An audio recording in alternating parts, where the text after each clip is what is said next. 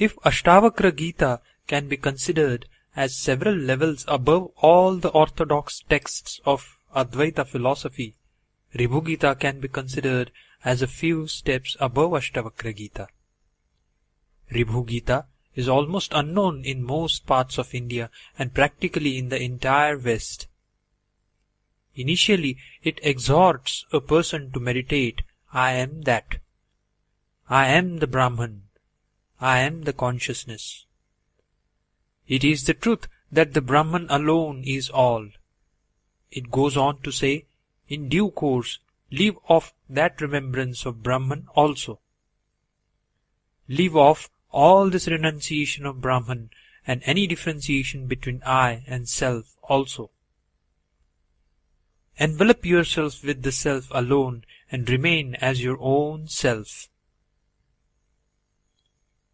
To interpret it properly and to practice it is not an easy task, as this is a leap beyond the meditation on Brahman.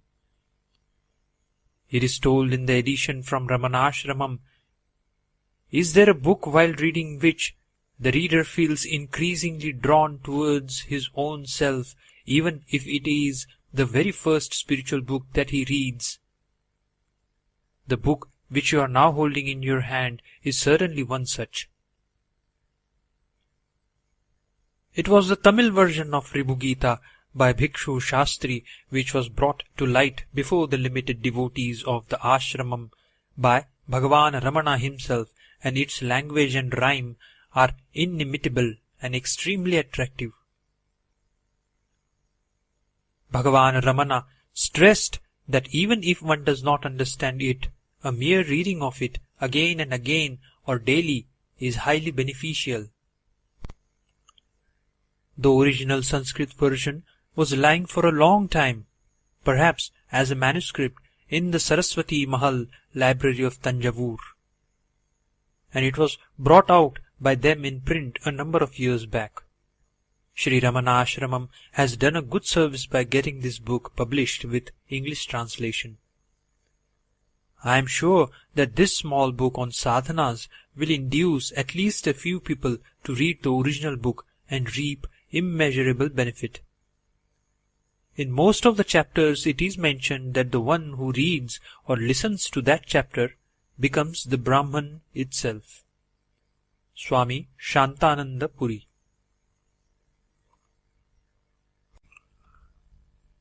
Dedication.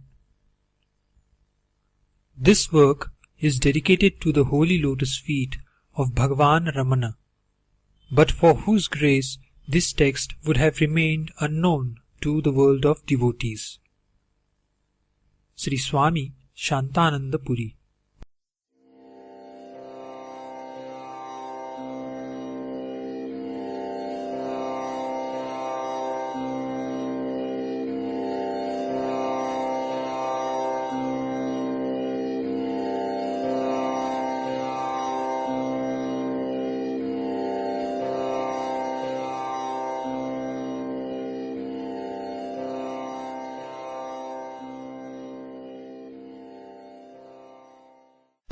Harihi Om.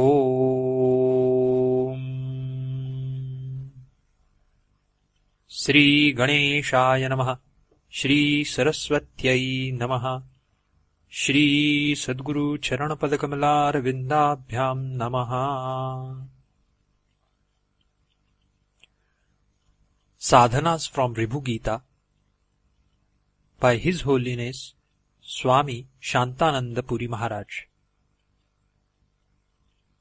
Chapter 1 Introduction.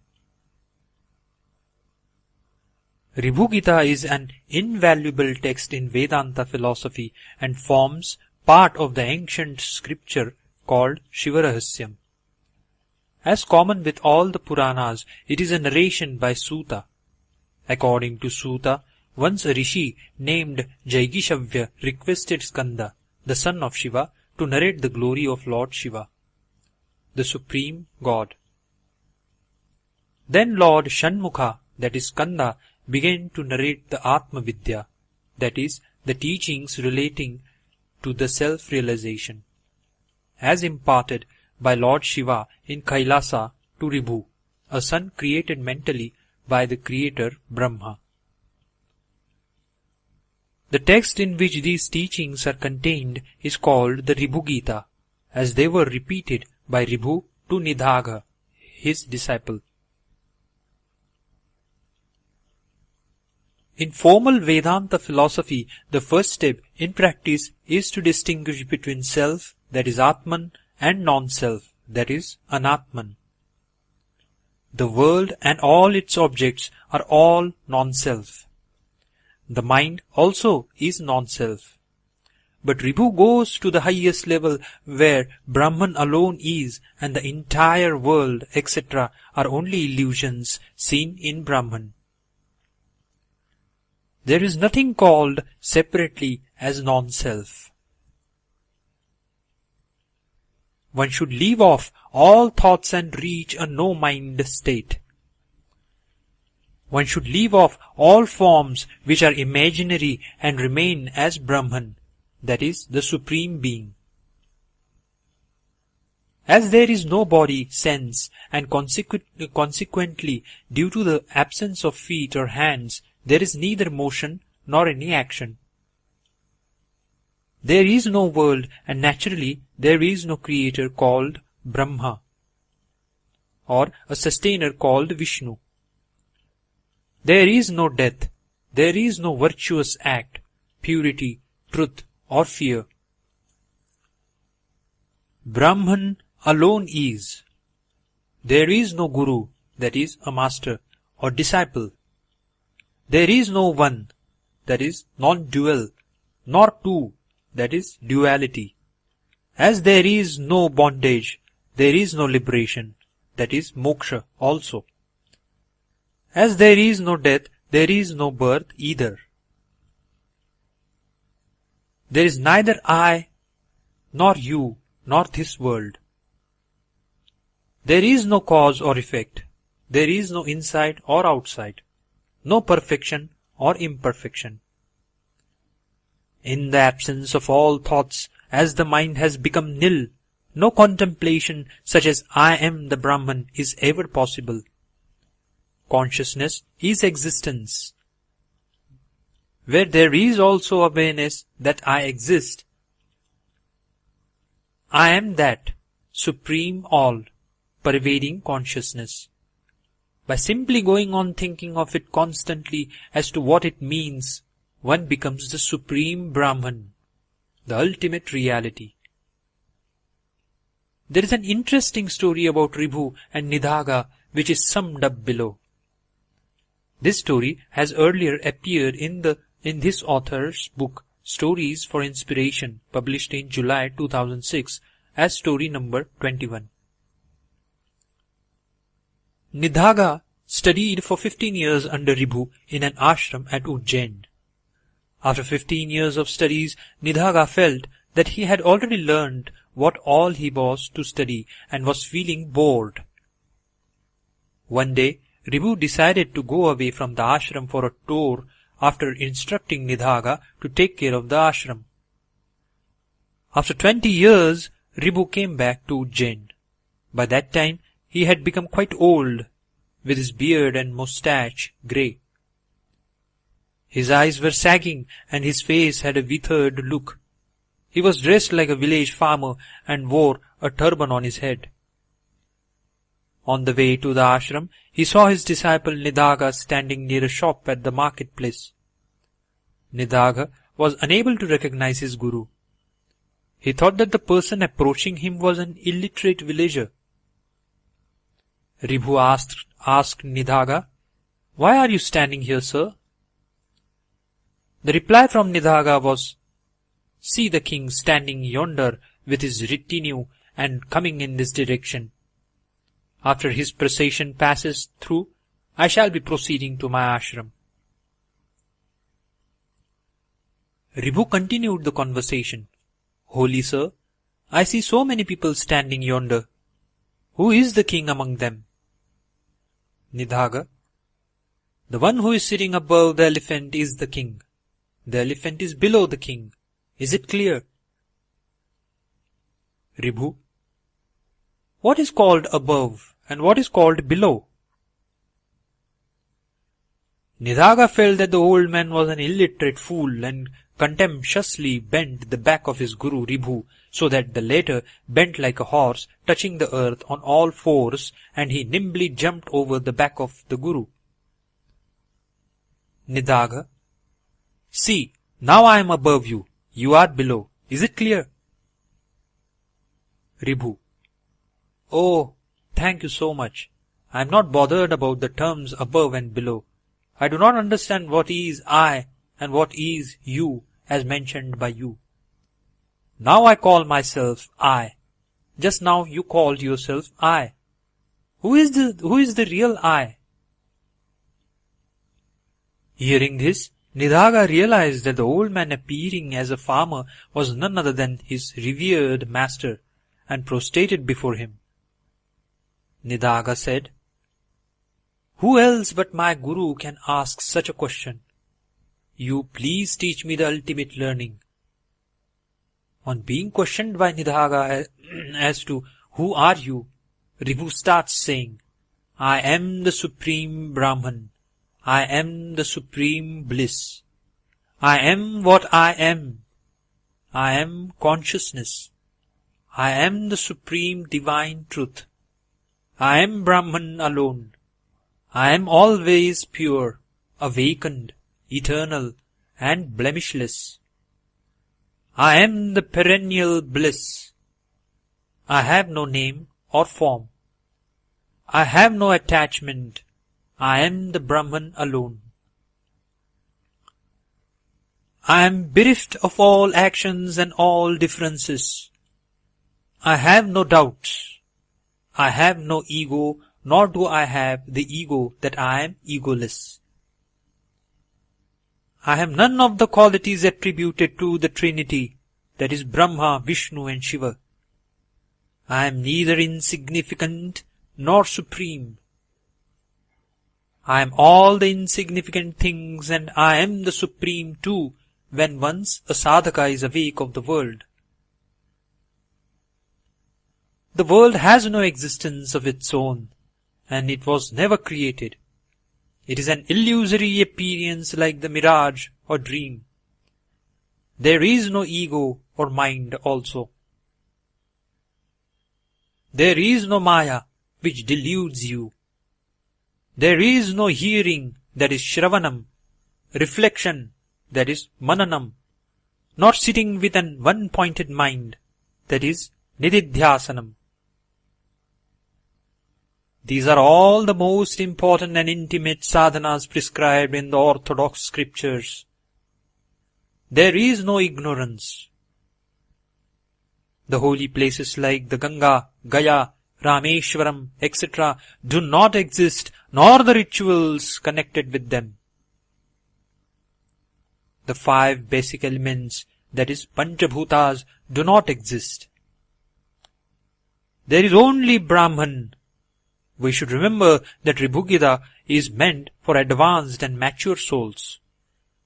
For other people, all the things negated by Ribhu Gita do exist in a relative way. That is, Vyavaharika Satyam. And all those rituals and sadhanas enumerated in the orthodox scriptures. As per Ribhu Gita, one has only to remain without any thought as the Supreme Being without any action or reaction or emotion. This is the highest stage of sadhana. Those who tread this path get out of the maya and attain liberation. All the rituals are illusory. The worlds like Kailasa, Vaikuntha, heaven and hell are all illusory. All our experiences and the attachments are all illusory.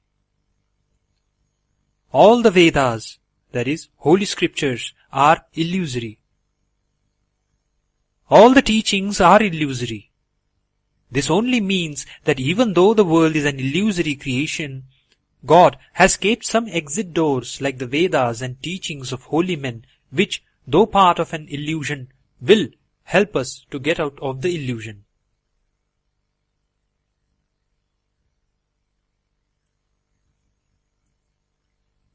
All the wealth, all worldly objects, and Guru, that is master, are all illusory. Bondage, liberation, joy and sorrow, meditation, mind, etc. are all illusory. Whatever we hear, whatever we see, the body and the senses are all illusory. All differences and distinctions, taking bath, japa, penance, performance of fire sacrifices, study of shastras, worship or puja of gods, mantras, that is sacred syllables, satsanga, that is company of holy men, saints, are all illusory. Whatever anybody says, whatever is agreed to, whatever is proclaimed, it is all Brahman. That is the ultimate reality only. All auspicious actions or bold actions and whatever action is done in truth, it is all an illusion and hence false. The entire world is all consciousness alone. All the five subtle elements, as also the trinity of Brahma, Vishnu and Shiva, are all consciousness. All matters and time and knowledge are all made of consciousness. That is, consciousness means an existence fully aware that it exists. All talk and all existence and non-existence are all consciousness. The master and disciple, as also the knowledge, are all consciousness. The knower and the known are all consciousness. All causes and effects are also all forms and entities which have no form are all consciousness. Non-duality and multiplicity. All the scriptures and Vedanta philosophy, all directions and subdirections like northeast, etc. are only consciousness. All transactions in the mundane world, the past, present and future, all names and forms, all beings and worlds are only consciousness.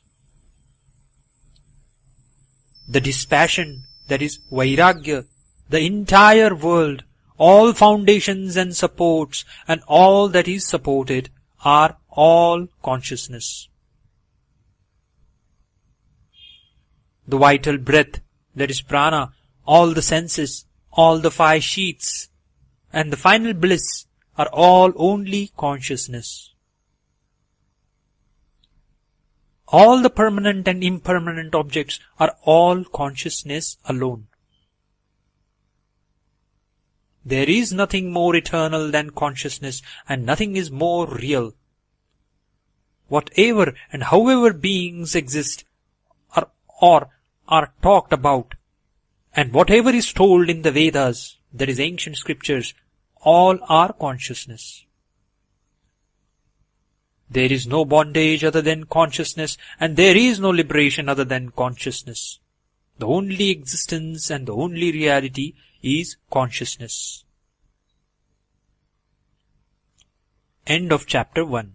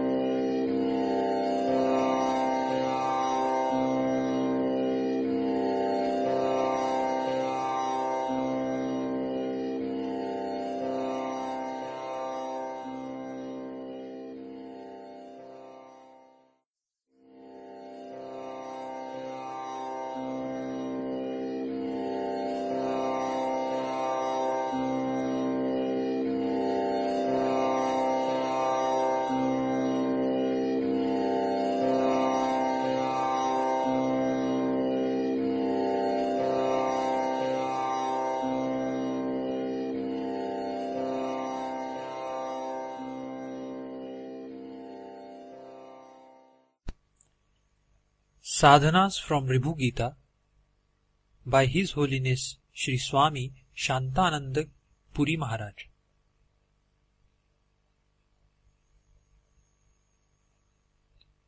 Chapter 2. Description of the Atman, that is self, and the world being a void, etc.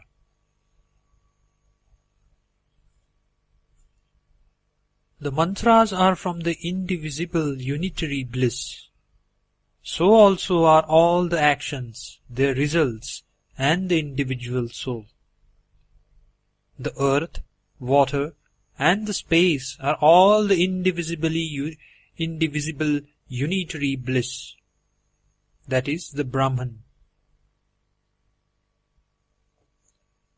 In Ribhu Gita, a number of chapters are devoted to describe the Brahman in a positive way as to how he is all. There are also chapters where, from another viewpoint, it is described as to what the Brahman is not, that is, the objects which are categorized as non-self. Thus, to go on thinking of the Brahman alone is called Brahmanusandhanam. The author of this book has never come across a single book other than Ribhu Gita where such an elaborate material for constant contemplation of the supreme truth, that is Brahman, has been provided.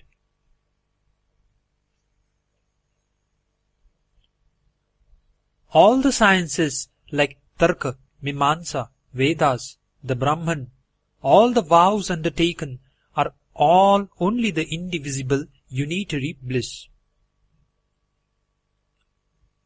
Brahma, that is the creator, Vishnu and Shiva, and all the gods are all the indivisible unitary bliss.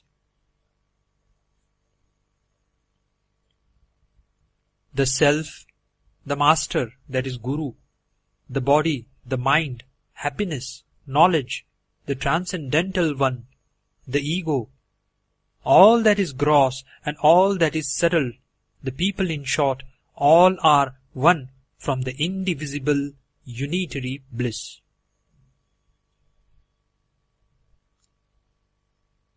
All that is eternal, all that is transcendental, all that is of no significance, and myself too, are from the indivisible unitary bliss. There is nothing other than the indivisible unitary bliss.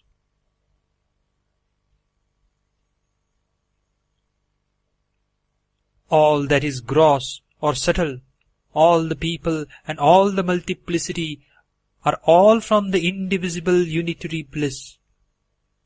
From the smallest atom to the all-pervasive Vishnu is all from indivisible unitary bliss.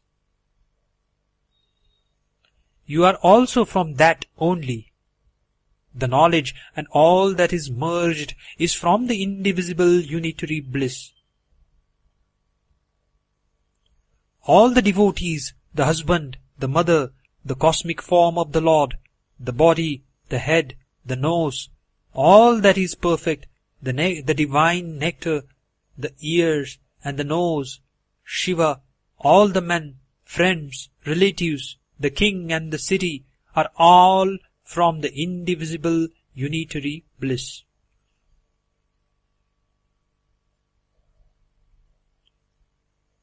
All the sovereignty, the mantra, the japa, that is, repeated chanting of a mantra, the meditation, the light, the supreme one, the oblations offered in a fire, the victory, heaven, and oneself are all from the same source, the indivisible unitary bliss.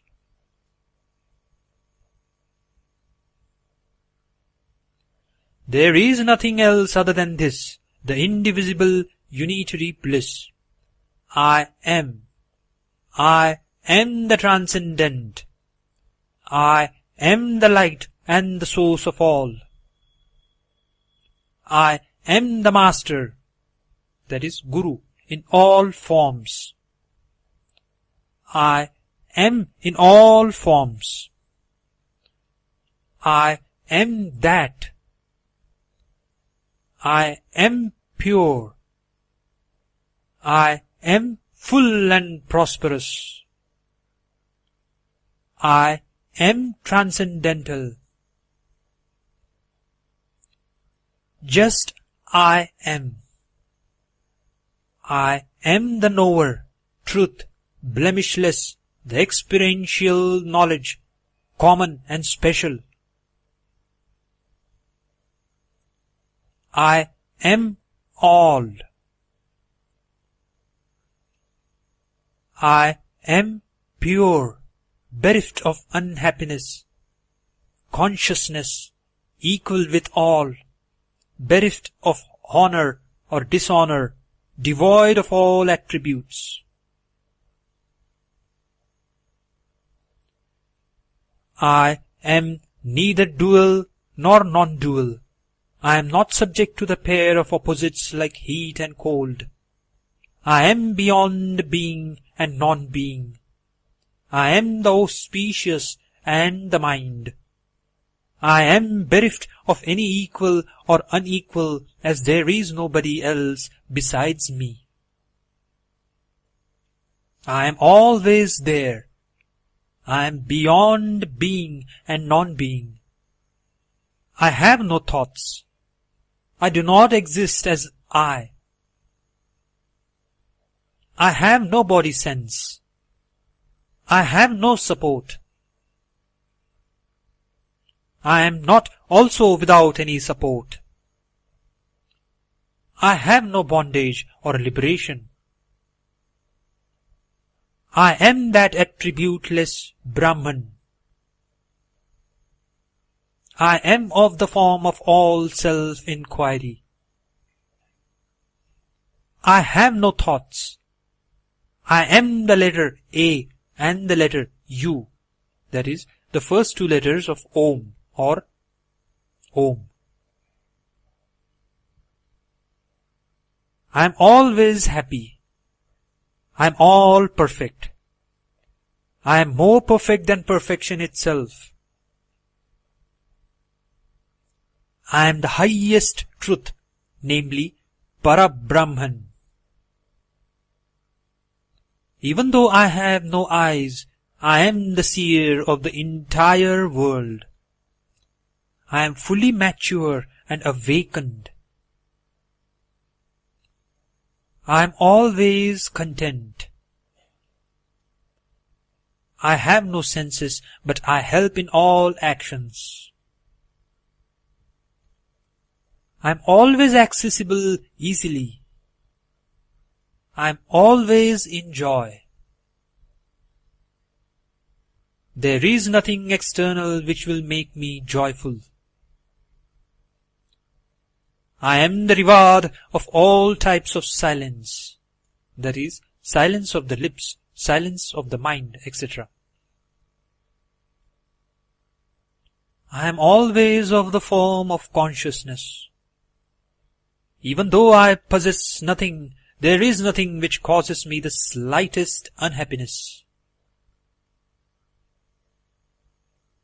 There is no knot of self and non-self in my heart. Starting from the heart, I pervade all. I am not subject to the 6 types of changes, that is, birth, death, growth, depletion, etc.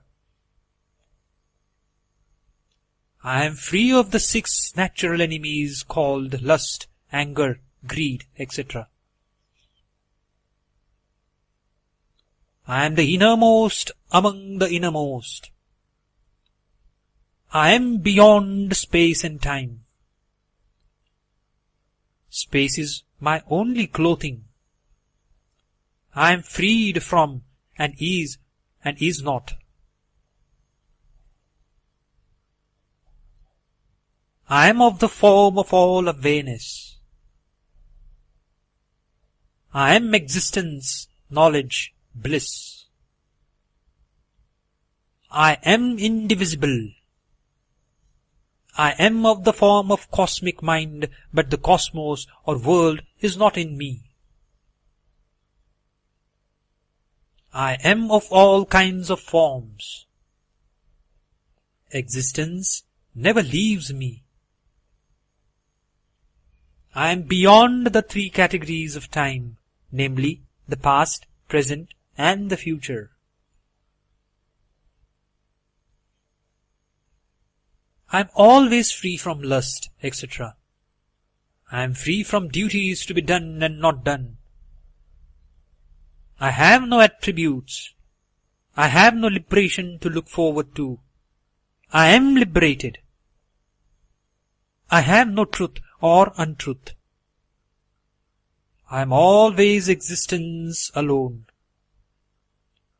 I have no destination to reach. I am bereft of all moments. I am always peaceful. This is all my own experience. The one who hears it becomes the Brahman himself. Those with a pure mind realize that God is their own being, and He is the form of transcendent light, though He is beyond all forms and is also of the form of the entire cosmos. Those who think that God is different from us, and that one God is different from another God, will be subject to all efforts by following the scriptural injunctions relating to caste and creed. They will have no peace of mind, and being involved in the enjoyment of the objects of the world, will be beset by unhappiness and miseries. End of chapter 2.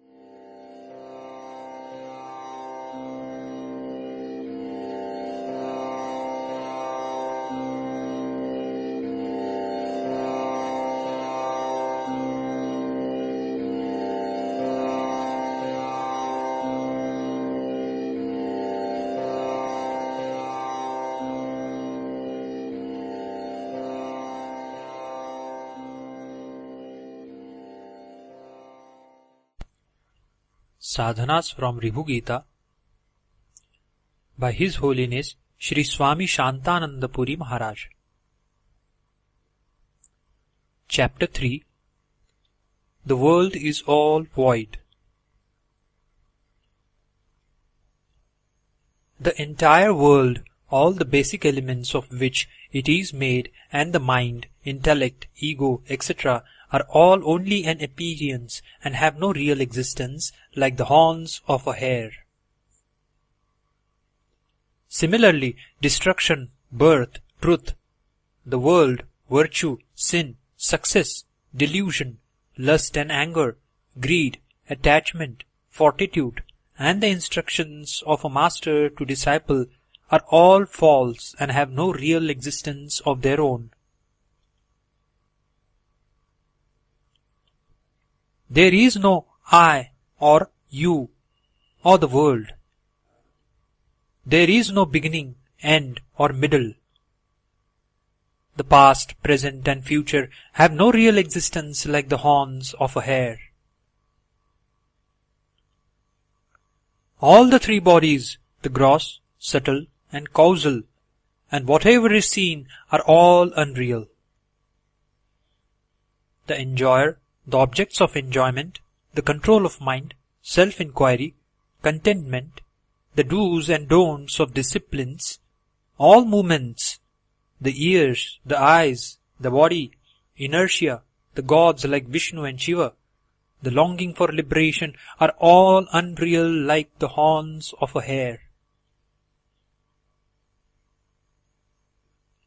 All the sense of cognition like eyes, etc., their qualities, all the senses of action like the hands and feet, all the states like the waking state, the dream state, etc., all the 24 basic principles, the 4 qualifications prerequisite for entering into the spiritual field.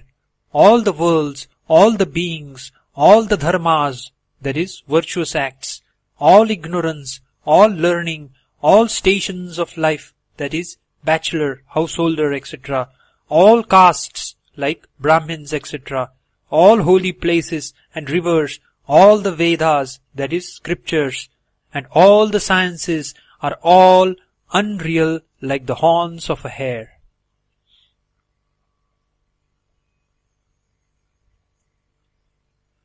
All bondage, all types of liberation, that is of the Vaishnavas, etc., all knowledge, all periods of time, all instructions, all the existence, all actions, all the company of holy men, all duality, all cognition of non-existence are all false and unreal like the horns of a hare.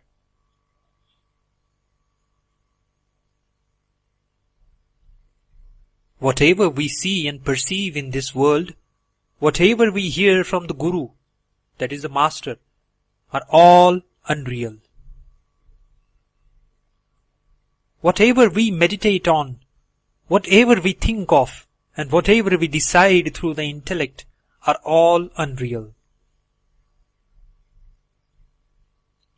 Whatever is tried to be conveyed through speech, whatever I uttered through the mouth, whatever is grasped through the various senses, whatever object is abandoned, whether one's own or somebody else's, whatever looks real and solid, whatever has been determined as one's self, that is Atman, Shiva, the destroyer, Vishnu, the sustainer, and Brahma, the creator, are all unreal like the horns of a hare. Whatever is called the Jiva, that is the individual soul, or the Sansara, that is the mundane world, whatever is told in Puranas, in the Vedas and the Upanishads, that is the philosophy part of the Vedas, are all unreal and illusory like the horns of a hare. Whoever reads this portion and hears the secret instruction will become the Brahman himself.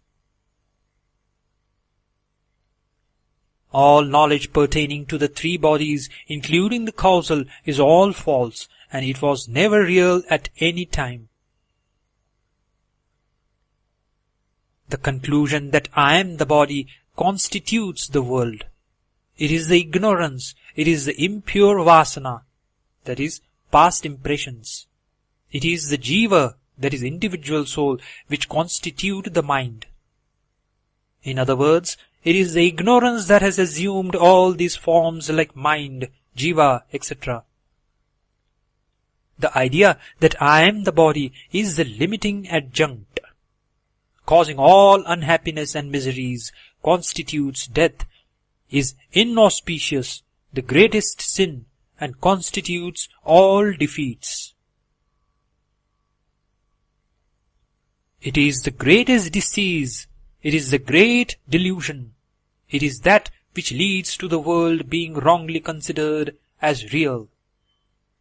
It is the mind which has become the sansara, that is, the world of relationships.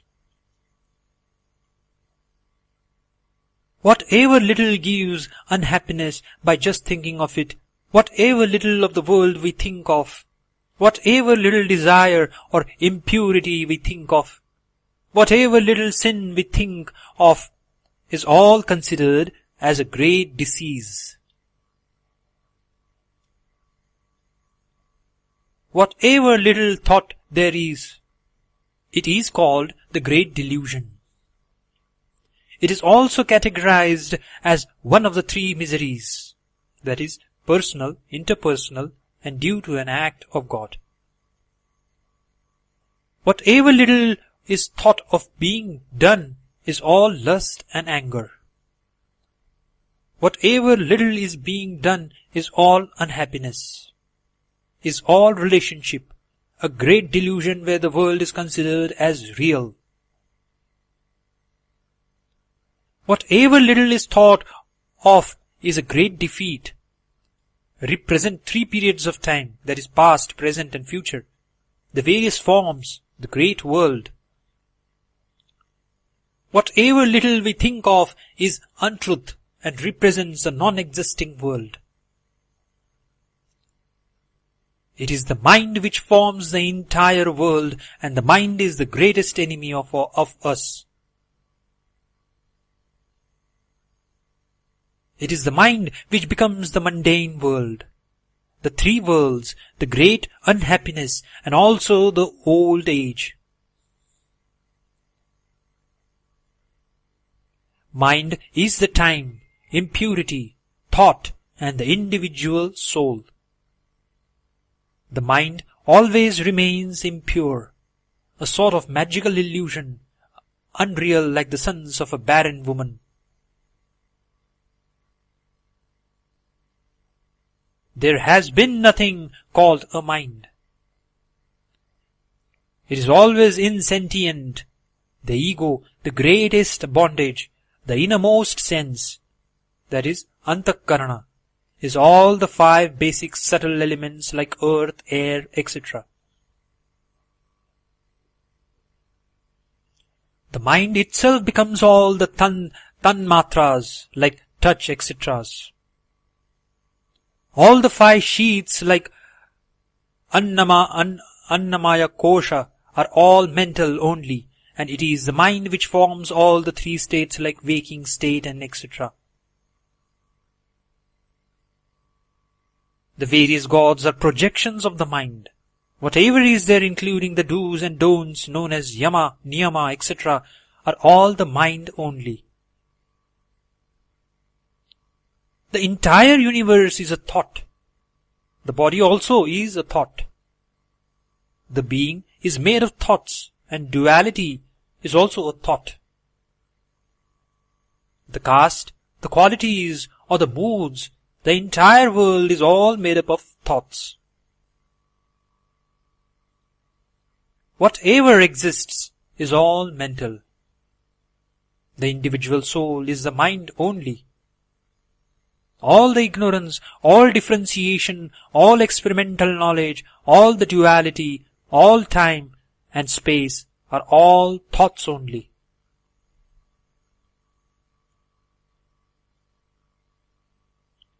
This body is a thought, so also is the vital breath, that is prana.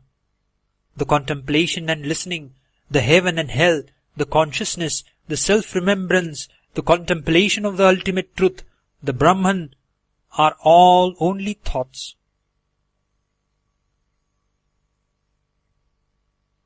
There is nothing called a thought. None of the three worlds exist, and there is no master, that is guru or disciple. There is no body or mind, nor the entire world. There is no being. Everything is non-existent. The one who listens to this portion verily becomes the Brahman, that is, the Supreme Being.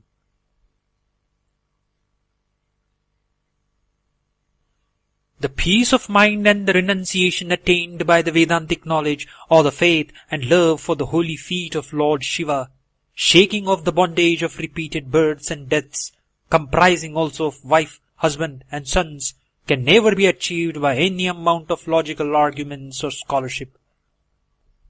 For those seers in whom the vision of world has completely vanished, and who remain without any thoughts at all times, there are no states like the waking state, sleep, etc., nor is there life and death. End of chapter 3.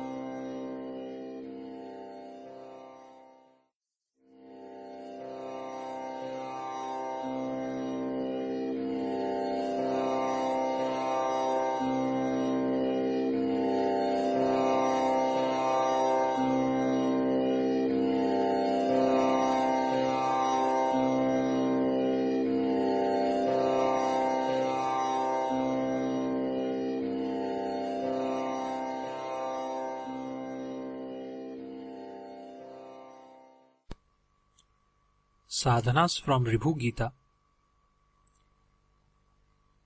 by His Holiness Sri Swami Shantananda Puri Maharaj. Chapter 4. I am the Brahman. To be in the determination that I am the Brahman is a bath in the self. It is the biggest bath and the greatest.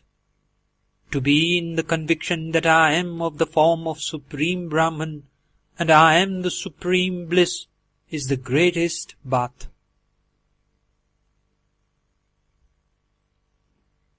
I am only the ultimate knowledge, the Supreme One, of the form of peace, absolute, blemishless, eternal and permanent.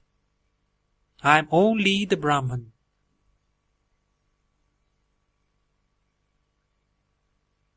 I am in all the forms. I have no ego. I am what I am. I am of the form of nothing. I am the space made of consciousness. I am the fourth state, that is Samadhi. I have also transcended the fourth state. I am always of the form of consciousness. I am existence, knowledge and bliss. I am ever of the form of purity. I am purified by the ultimate knowledge. I am the favorite of all. I am the Brahman alone. I am undifferentiated. I am in my own nature. I am always in the form of holy company, that is satsanga. I am always in the same form of mind. I am the ultimate bliss. All the world is the Supreme Brahman and I am that.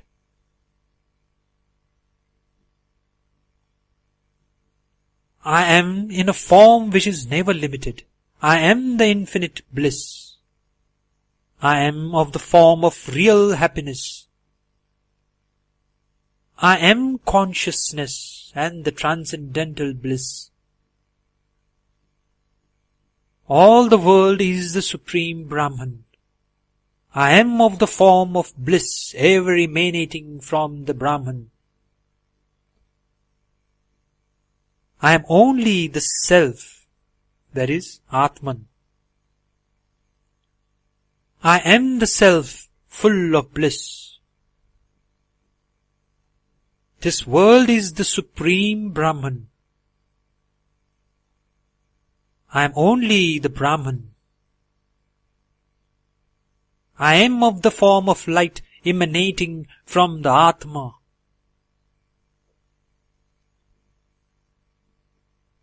I am the bliss of the light of the Self.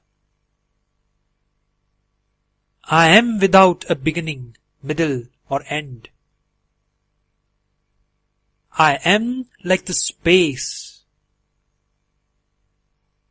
I am of the form of external existence. I am always liberated. I am ever full. At all times I remain in a no-mind state. I am always in the form of sound energy. I transcend all. I transcend all forms. I am like infinite space. I am the substratum of all. I am always a mass of consciousness. I am only the Brahman. I have neither any body, sense, nor have a mind. I have no thought of the body. I am the mantra, that is, sound syllable. Mantra is a sound form of the Lord Himself. The world does not exist for me. I am in the form of all the worlds. I am always plenary, that is, full, and I am ever content. I am Brahman alone. I am consciousness alone. I am what I am, and not anything else.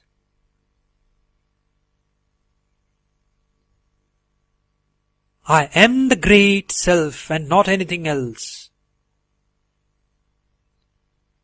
I am the great self and I am the refuge. I am the great void.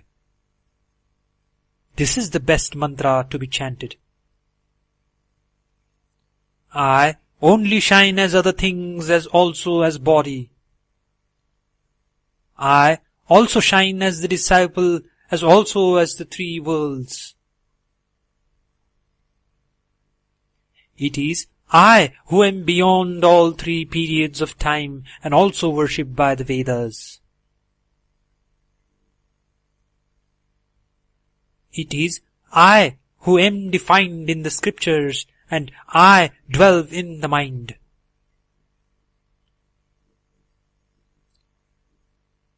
Apart from me, not a little exists, and the earth does not remain separate from me. This entire world is the Supreme Brahman. I am only the Brahman. I am the Brahman, pure and eternally pure at all times. I have no attributes or desires. This mantra is best for chanting. I am of the form of Vishnu, Brahma, etc. Really speaking, even this distinction is not in me. I am always the Brahman. I can never be defeated. I shine by myself alone and not else. I abide all in my own self. This is the best mantra to be chanted. I enjoy myself. I revel in myself. I am my own light. I sport in myself. I look at myself alone. I am happy in myself. This is the best mantra. One should always see the mantra of the self and practice at all times the knowledge of the self. I am the Brahman. This mantra of the self will destroy all the sins of the self.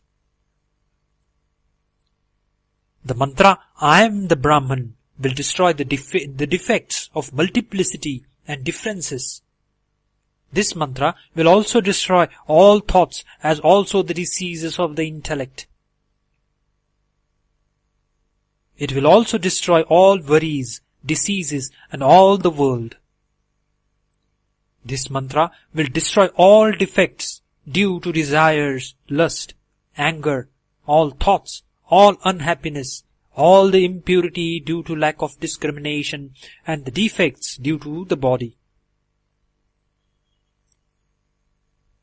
This mantra, I am the Brahman, gives the knowledge of the self, conquers the world of the self, destroys all untruth, and gives us inconceivable happiness.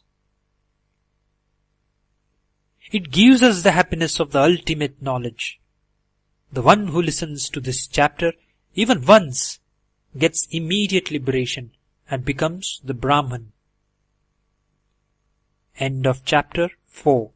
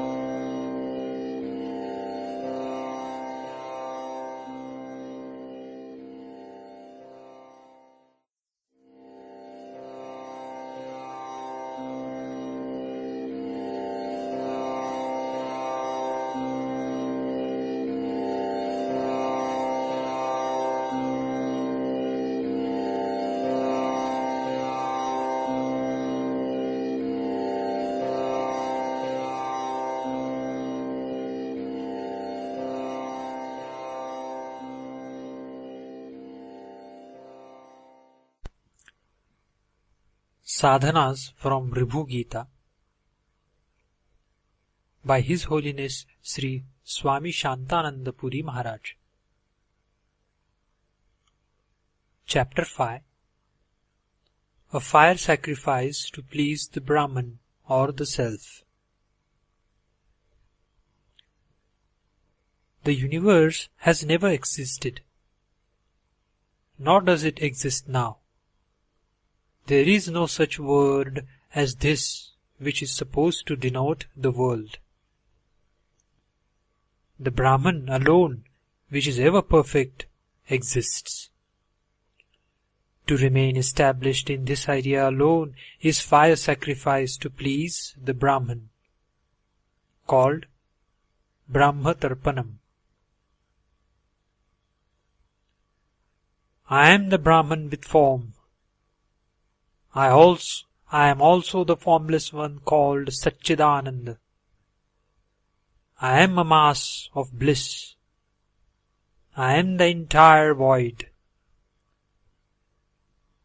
I am both the eternal and impermanent objects. This is Brahma Tarpanam. I am the infinite space of consciousness. I am the Atman, that is the Self. I am always content with myself. I do not need anything else. This is Brahma Tarpanam. I am subtler than the space. I am totally non-existent, existent. I give light and reveal all objects. This is Brahma Tarpanam. I am not any of these things of the world, however small they may be. I am the grand ultimate silence. I am the pure moksha or liberation. There is nothing but Brahman. So all the world is Brahman only. I am only in the form of the world. I am pure awareness. I am the highest. I am the ultimate bliss. This is all Brahma Tarpanam. I am Brahman alone. As no objects exist apart from me, I am not a witness. This is all Brahma Tarpanam. I am all the names. I am the state free of delusion. I do not have any senses like the eye, ear, legs, etc. I am bereft of both bondage and liberation. I am beyond the scope of speech, as I do not possess speech or mind. I am of the form of consciousness and bliss. I am perfect everywhere. I am the happiness at all places. Nobody can conceive of my real nature, of my real form. I am of the form of contentment and all bliss. I am the void. I am always in my own nature and in supreme bliss. I am alone, I am liberated, and have transcended all forms of silence. I am always of the form of existence. I am called the fourth state, that is, waking, sleep, and dream being the first three states. I am also of the form which has transcended even the fourth state. I am undifferentiated. I am unborn, free of all desires and blemishes.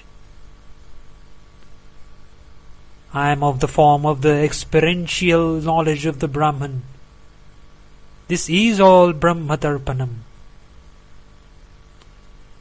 Now the daily fire sacrifice called Nitya Homa is to be narrated.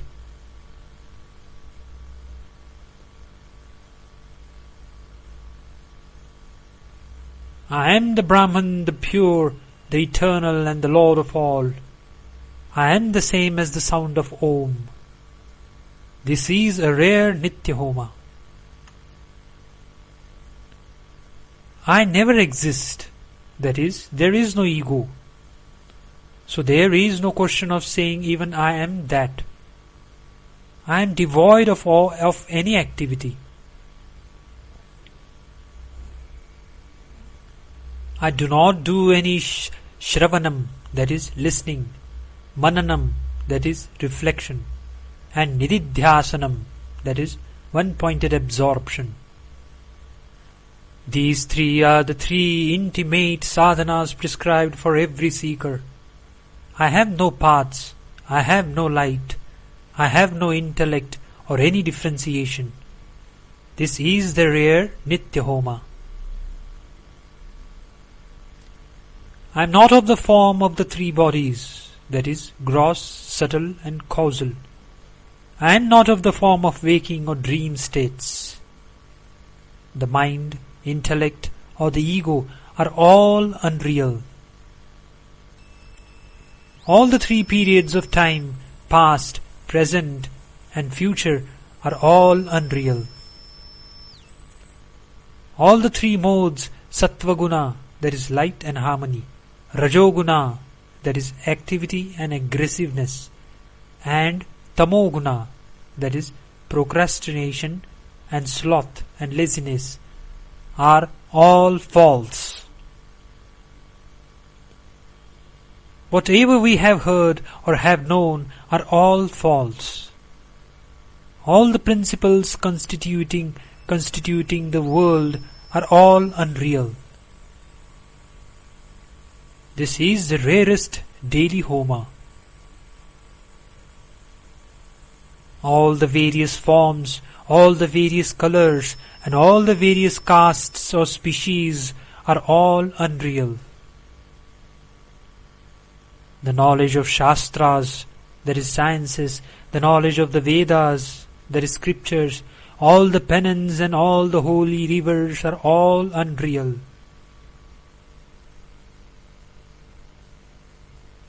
All the achievements in this world and the happiness we get out of them and all actions are unreal.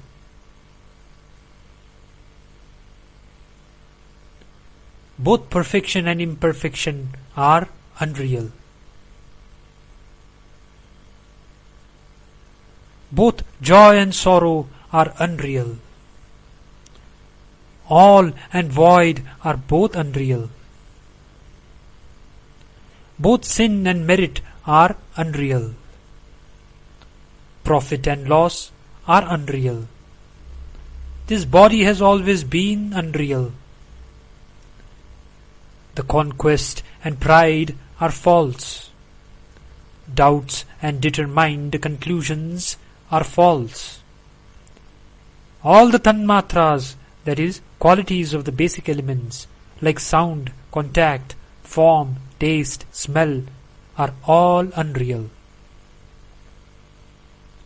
All the past and future are all unreal.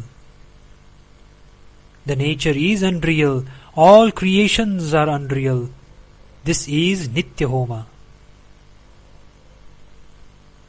I, you, and this world, and anything in between are all unreal. Shiva, the Supreme Lord, is attainable by meditation only. He can be realized only by the instructions from the Guru, by those who are engaged in yogic practices, that is, for control of the mind, and who are full of devotion to the goal, that is, to the Supreme Lord. Here ends Chapter 5.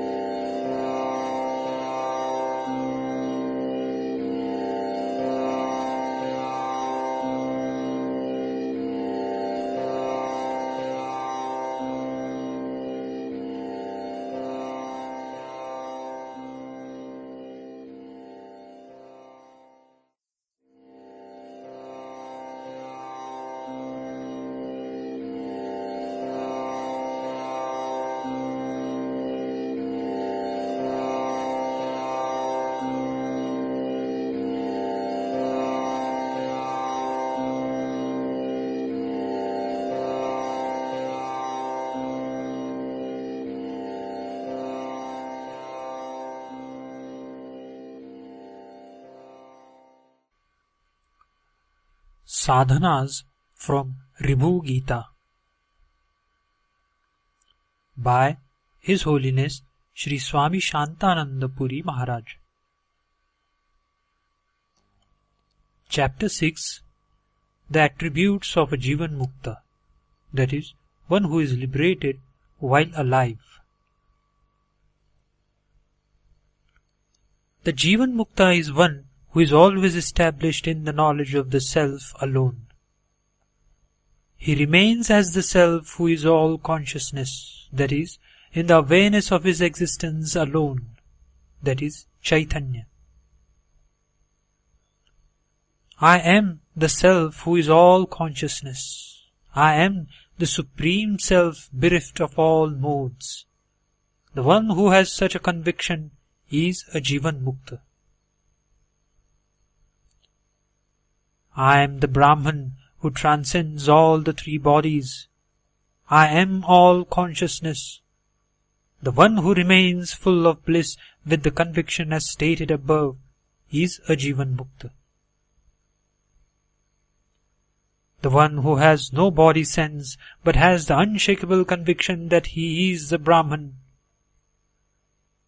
and who is full of the supreme bliss is a Jivan Mukta. The one who has no ego but remains in the universal awareness, full of the supreme bliss and reveling in his own bliss, is a Jivan Mukta.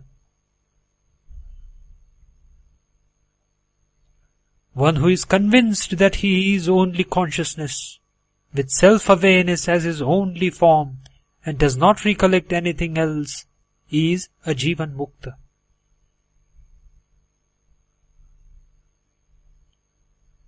The one whose soul is absolutely perfect, and who finds his self active everywhere and perfect at all times, is called a Jivan Mukta.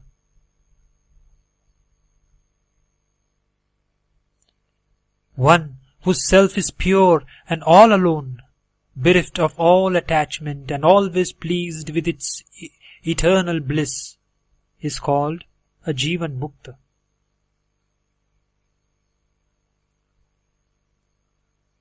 He is always of one form and free from any worry or concern about anything else.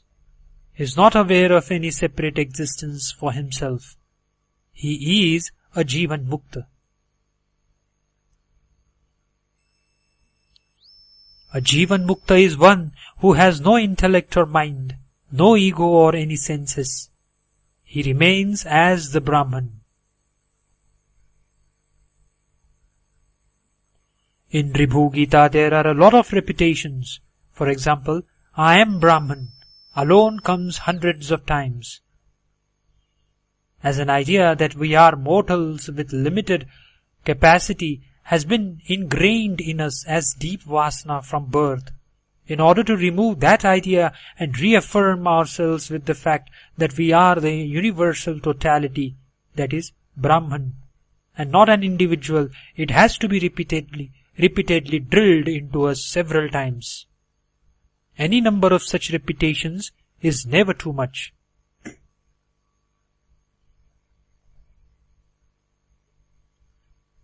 I have no defects. I have no body.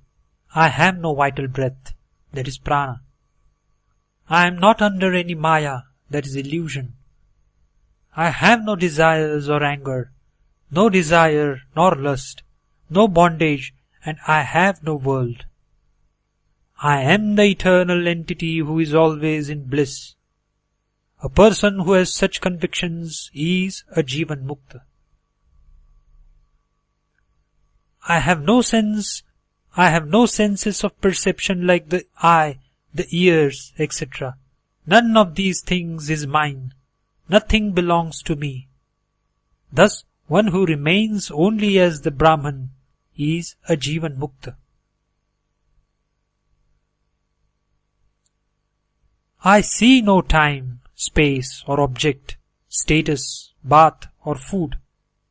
There is no place of pilgrimage, no God, no birth, no knowledge, no position. The one who is thus established in his self is a Jivan Mukta. I have no virtue or sin, no auspiciousness or inauspiciousness, no world at all. Such a person is called a Jivan Mukta. I have no qualities of the 5 basic elements like sound, touch, form, etc. I am not an individual soul, that is, Jiva. I have nothing to do with moksha. I am not subject to Vedas, that is, scriptures, or its injunctions. I have no guru or disciples. I have no instructions or teachings. I do not have any valuable object. I have no Brahma or Vishnu or Shiva or the sun. I have no karma. I have no lineage. I am convinced. I have no goal. I have no meditation. Neither cold nor heat affects me. I do not do any japa. I have no fear. I have no greed, no appetite. As I am everywhere, there is no front, nor back, nor upwards. I have nothing to say, to hear, to think, to enjoy, or to remember. I have no disease, I have no yoga, that is, merging or absorption, no laya, that is, temporary absorption. I never grow or deteriorate. There is no superimposition on me. Such a one who can say like this is a Jivan Mukta. I have no flesh, no body, no fat, no excreta, no compassion, no anxiety, no form, no delusion, no secrets, nothing to be removed, nothing to be accepted, no fate, no destiny, no vows, no grief, no knower, knowledge or known. The one who is established in the conviction that nothing is mine is a Jivan Mukta.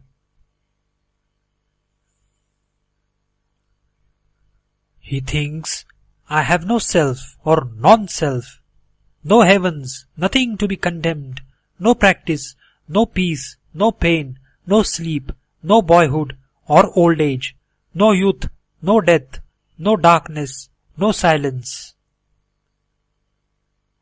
A person with the sure conviction, I am the Brahman, I am the Brahman, I am pure awareness, I am pure awareness, is a Jivan Mukta.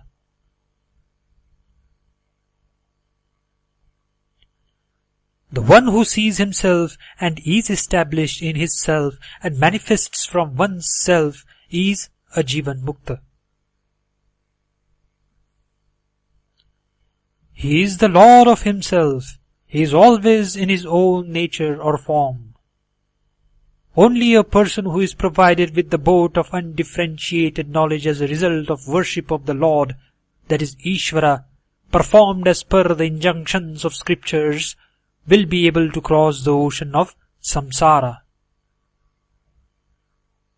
Here ends chapter 6.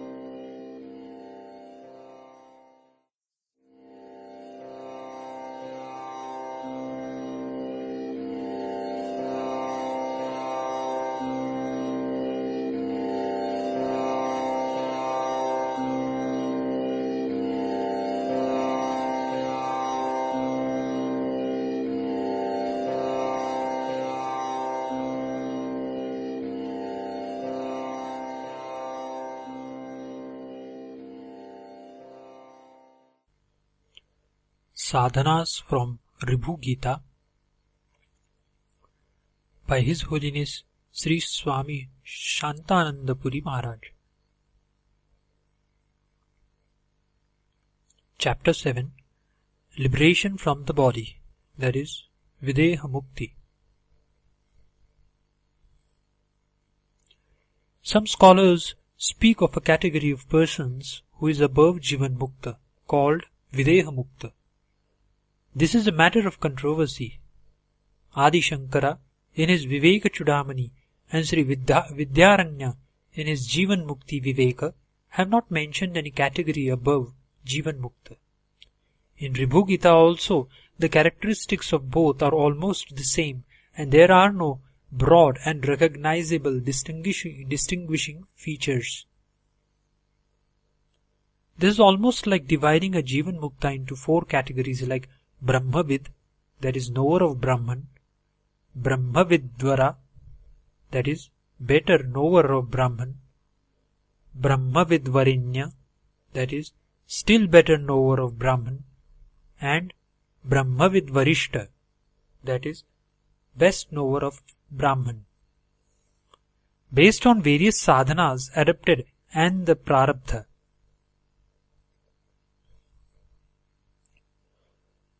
The one who does not remember what is discarded or renounced and what is not is Videha Mukta. He remains in a supreme silence. He is the self of all beings. He is free from the thought, I am liberated. He is free from the thought, I am liberated. He is the witness of all. He is the unborn self and is also the immortal self. Whoever meditates on I am the blissful self, the beloved self, the liberated self, he is Videha Mukta. The one who does not think I am the Brahman, I am the awareness, but is just rooted in his awareness of the self, he is a Videha Mukta. The one who does not have any conviction whether all objects exist or nothing exists, and who abides in the condition I am nothing else but the Brahman, is Videha Mukta. The one who has no I, remains in silence and is convinced that all are in silence, is a Videha Mukta. A Videha Mukta is the Supreme Self, beyond all the modes. Though he is the self of all, he does not accept that fact.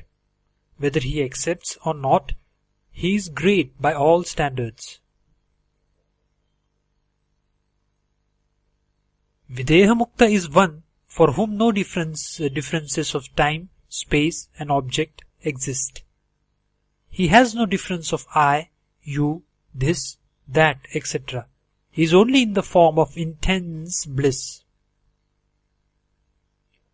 The Videha Mukta is one who is the universal self, the self alone where there is no universe, the self who is in the form of the source of time itself, the self of all the gods and the self where there is no God.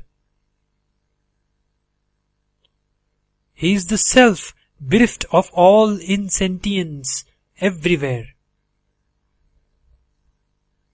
He is the inner self of all and thus belongs to everybody. That alone exists. None of the objects of the world exists. Everywhere it is in the form of consciousness alone. There is nothing called awakening or enlightenment. The one who has this firm conclusion is a Videha Mukta. The one who does not have any conclusion that either this world is all consciousness or that I am all consciousness, he is Videha Mukta. The one who is of unlimited form, subtler than the subtlest, the pure one, the one who is beyond the state of a Jivan Mukta and one who is in the form of transcendental bliss, is a Videha Mukta.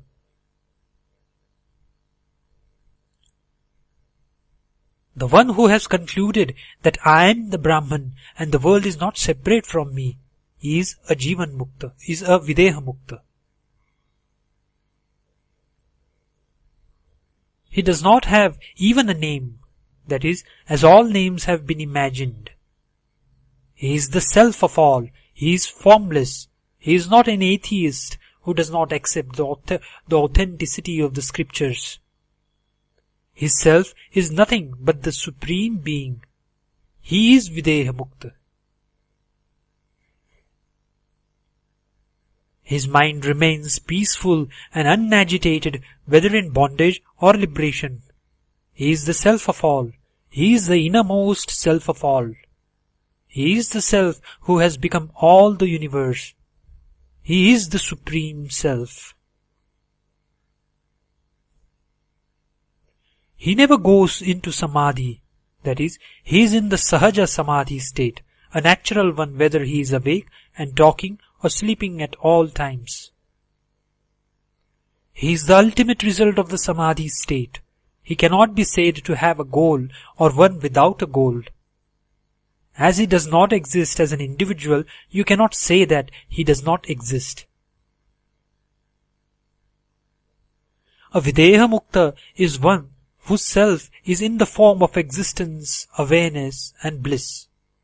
He is existence, awareness, bliss embodied as a human being. His self comprises fully of existence, awareness and bliss. He has no body sense at all and has no memories of the past as his mind has been completely deconditioned. His self is always abiding in his own self, that is, in his own existence as the awareness of being. A Videha Mukta remains as pure consciousness alone, that is, just aware of his being, and all his thoughts, that is, the mind has been destroyed never to rise again. He has no qualities, that is, sattva, rajas and tamas, or their modifications, nor their absence. He is not limited by time or space. He has nothing to perceive through his senses, nothing to remember or recall from his memory. He never resolves that something is to be done or is not to be done. He revels in infinite bliss and has renounced all enjoyments of the world. He is the witness of all, that is, no longer as he sees the world, and there is nobody else to witness him. For a Videha Mukta, the entire universe is non-self. He does not consider it even as the form of Brahman. He remains as his own self and is self-effulgent. The one who has no remembrance of his body, whether it was thin and emaciated or fat, is a Videha Mukta. His bliss cannot be described in words. As he has no body sense, none of his senses are active and functioning. He is not even aware whether he has transcended his thoughts or not, as it takes place in a natural manner. A Videha Mukta is one who has transcended all thoughts. His mind never reveals or illuminates any other object. His mind is completely bereft of all thoughts. A Videha Mukta is one who is the supreme Brahman itself, full of transcendental bliss. He is the supreme self and beyond all that can be called as supreme. Nobody can ever see or understand his internal form or external form. He is the essence of all Vedanta philosophy. He always abides as the pure self without any attributes. He is one who is not aware of even the difference between the pure self and its opposite, that is, the individual soul or jiva. The Videha Mukta is one who is always drowned in the essence of the happiness of Brahman. He is always full of the nectar, that is Amruta, of Brahman. He is always full of bliss. He always lives in the best of the nectar of Brahman. He remains rooted in the pure bliss of the Brahman. He is always chanting repeatedly the sweetness of the nectar of Brahman. Here ends chapter 7.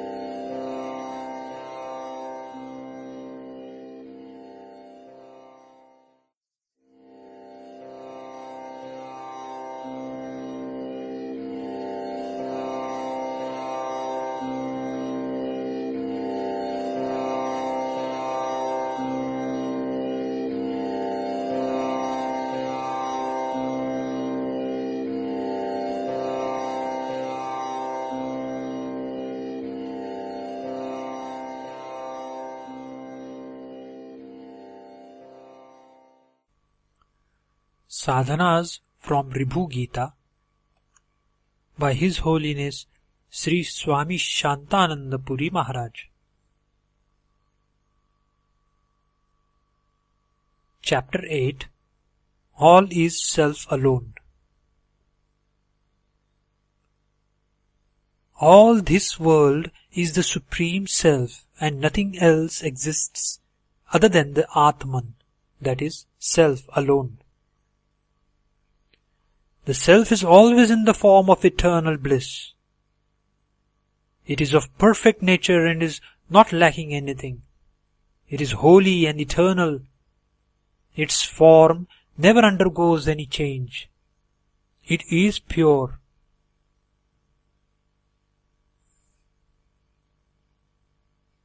Self is a source of all peace and lack of peace. The individual self is verily the Supreme Self. The mind, full of thoughts, and the no-mind state belongs to it. There is only one self, and it is always of the same form or nature. As it is ever liberated, it is bereft of bondage and liberation. Its very nature is liberation or freedom. There is nothing else other than the self. The self is both dual and non-dual in nature. There is nothing like multiplicity or non-duality in the self. As there is only one changeless self, it can neither be considered as full of joy or as bereft of joy. The self is one whole and has no parts. It is blemishless. It has become the intellect. It is of the nature of bliss. It is unborn. The self is always directly present. The self is proved as it is always directly present. In its nature, it is alone and nothing else exists besides it. The self is bereft of any longing for liberation, that is, as it is ever liberated. It is in the form of the sound, that is, refers to Om. It is in the form of control of all the senses. It is withdrawn at all times from the senses as it has no senses and there are no worldly objects apart from the self. As self alone is, and as there is no sheath covering it, the various sheaths like matter, that is Annamaya, vital breath, the mental sheath, the intellect, and the sheath of bliss do not exist. They are all imagined for sadhana, that is, practice purposes. Similarly, there is no undifferentiated samadhi state or differentiated samadhi state, nor is there any other samadhi by concentrating on the sound of Om, that is, which is nearest to the ultimate truth. There are no three types of bodies to be transcended, namely, the gross, the subtle, and the causal. These are again imaginations in order to get rid of the body consciousness.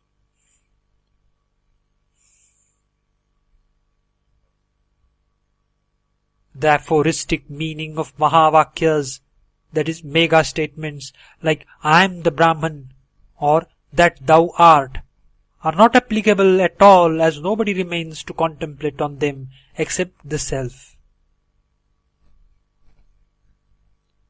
The various states like the deep sleep and the dream do not apply to the pure self. As it is pure and an everlasting consciousness, it is bereft of all thoughts. It is bereft of the triad, namely the knower, the known, and the knowledge. The past and the future are contained in the self. It is imperishable and is of the form of consciousness. It has neither the beginning nor the middle. It is the one self which appears as many. Words stop in the self and the self is their limit. The bliss we get by whatever is indicated through words is all due to the self.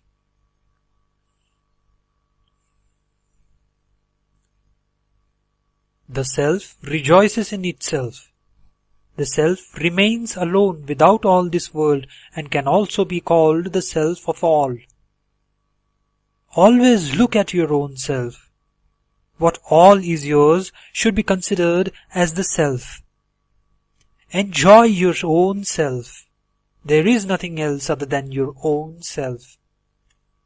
Be content with your own self. Fill up yourself with the self. Consider yourself as nothing but ashish, that is, as there is no you. One should praise the self at all times. Always nourish yourself. Always desire for the self. Worship the self always.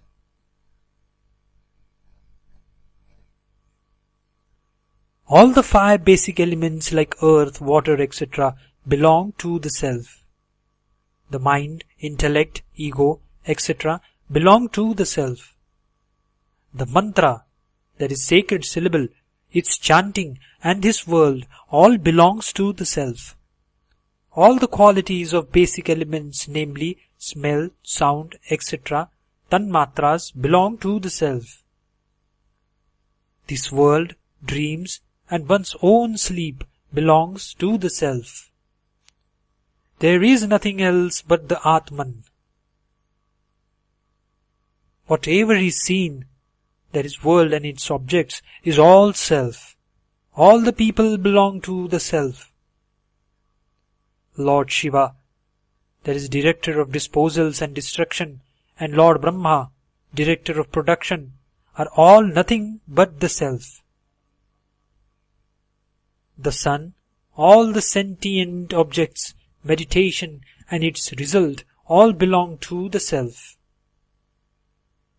The Guru and the disciple are nothing but the self. Our goal is only the self. All the holy places of pilgrimage are the self. Our fears, anxiety, delusion, greed, learning, anger, and directions are all the self. All the secrets, all that is auspicious and pure are all the self. Here it is all the self. There it is all the self. Everywhere it is the self. It is the absolute truth. Even by continuous hearing that all is self, a person gets liberation. Here ends chapter 8.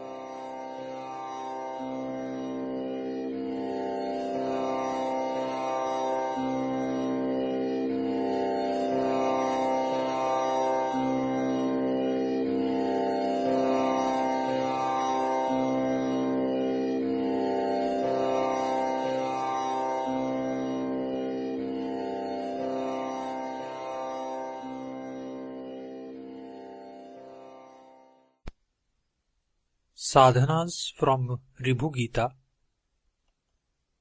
by His Holiness Sri Swami Shantananda Puri Maharaj.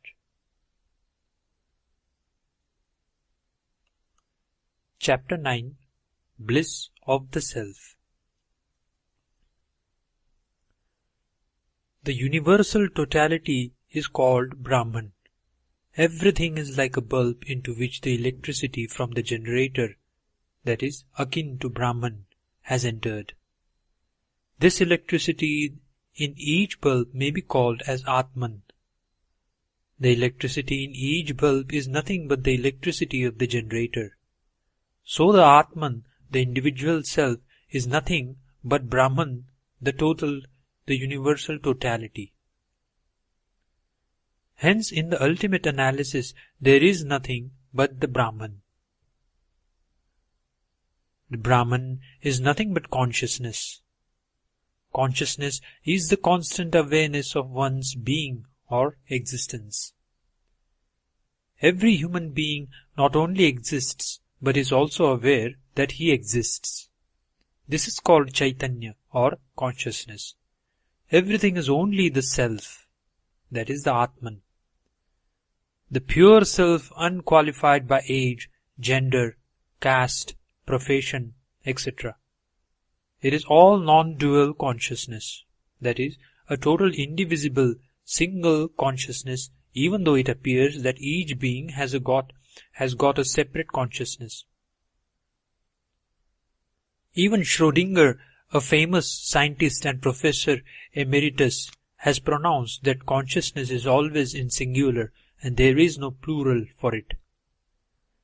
If the Atman is to be thought of as a very small entity, say atom-like, the entire world will not amount to an atom even. All thoughts are all consciousness as they are the thought force of the thinker. Consciousness is the highest state. Its highest measure is through the bliss it can confer. This entire world which is visible is nothing at all. The syllable Om represents the sheer consciousness. Every object is consciousness by itself. The bliss we get out of it is supreme measure. The entire world amounts to nothing. I am the bliss. I am the never exhaustible awareness. Bliss is its supreme measure. I am the secret Atman who remains intact at all times. I am the master of all masters. I am the foundation for all objects. I am the supreme happiness. I am the transcendental light. I am in the form of all objects. That is, all the objects in the waking state are all my imaginations as much as I become all the objects in my dream. I am the contented self and am the most ancient one. I am always eternal. I am everywhere and am firmly established. I am the Jiva, the individual self. The bliss one gets out of it is its supreme measure. The entire world amounts to nothing. I am the Lord Shiva. I am the goal difficult to reach. I revel all the objects in my light. I am what I am. I am the supreme bliss. I am all consciousness. I am the ultimate conclusion of all the scriptures. I am only consciousness. Nothing else exists other than my form of consciousness. By myself I am nothing. I am the universal totality, that is Brahman, as also appear as the individual self. I am ever pure and ever liberated. I am ever content and blemishless. All the world is the self only. This world, which is created by the mind, that is imagination, is all self only. All the joy is because of self only. The entire Brahman is all consciousness. I am only Brahman. The happiness I get out of it is its supreme measure. The entire visible world is nothing at all. Myself and yourself are both unreal. The entire thought waves are unreal, and the attributes and their absence is all unreal. The mind is unreal. The entire world is only Brahman. All the demons are unreal, and the form of the Lord is also unreal. All the gods like Vishnu and Brahma, as also the entire creation, are all unreal. The Puranas, that is, religious mythology, and Dharma Shastras, that is, part of scriptures presenting the various compulsory rites for performance, are all unreal too, even though they give the delusion of being real. That is, the doorway out of the hell is in the hell itself. So also, when everything is unreal, then scriptures too are part of unreality, but are meant as an exit door to reality, and thus are very useful. Joy and sorrow, success and failures, bondage and liberation, birth and death, I and you are all unreal. The entire life is a dream drama, while the only reality, namely the Brahman, Atman, remains unchanged without any moment.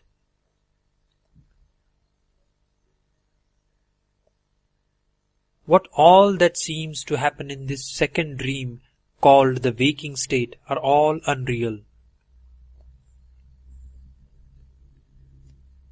Once we realize this, the dream ceases and reality alone exists. There is no birth or death, and no more joys or sorrow.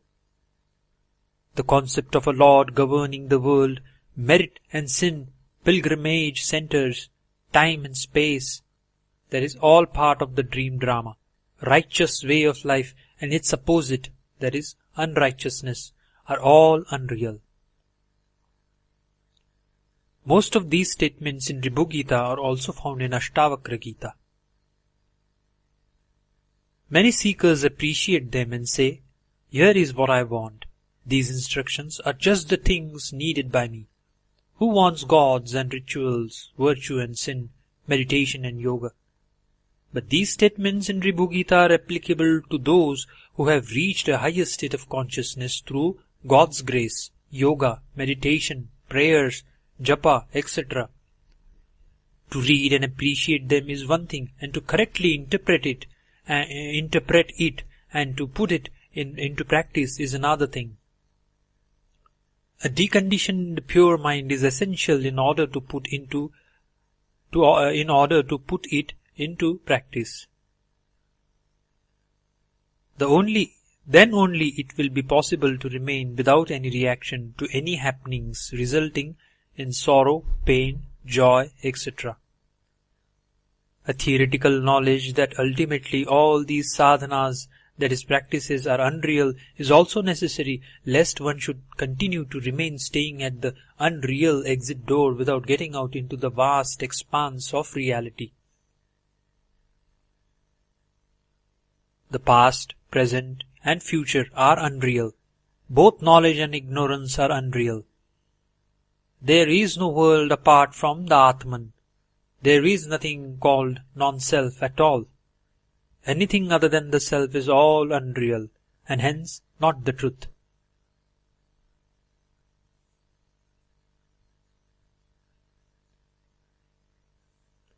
There is no joy apart from the Atman. Nothing else exists apart from the Atman. There is no refuge apart from the Atman.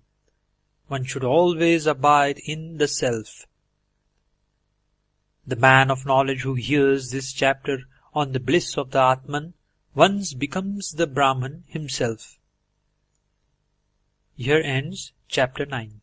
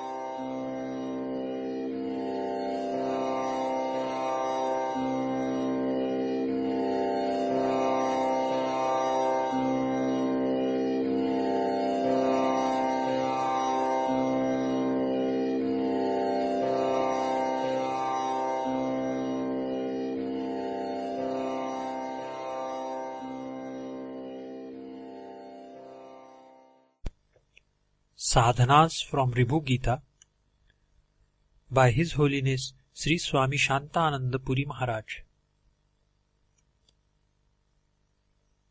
Chapter 10. All is only Brahman. All this world is only Brahman. Brahman is the only reality. It is the scriptures. All is only Brahman. All the Mahavakyas of the Upanishads are all Brahman only. All the objects and all the persons are all Brahman only. Whatever exists is all Brahman only. The ultimate shore to be reached is Brahman only. All the three states, namely waking, sleep, and dream, are all Brahman only. All the multiplicity is Brahman only. All is only Brahman. All the tanmatras, namely the basic qualities of the basic elements, that is touch, sound, form, smell, and taste, are all Brahman only.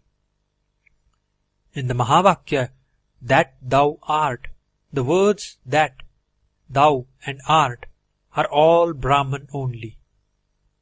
The absolute truth as also existence is Brahman only. It is also the fourth state.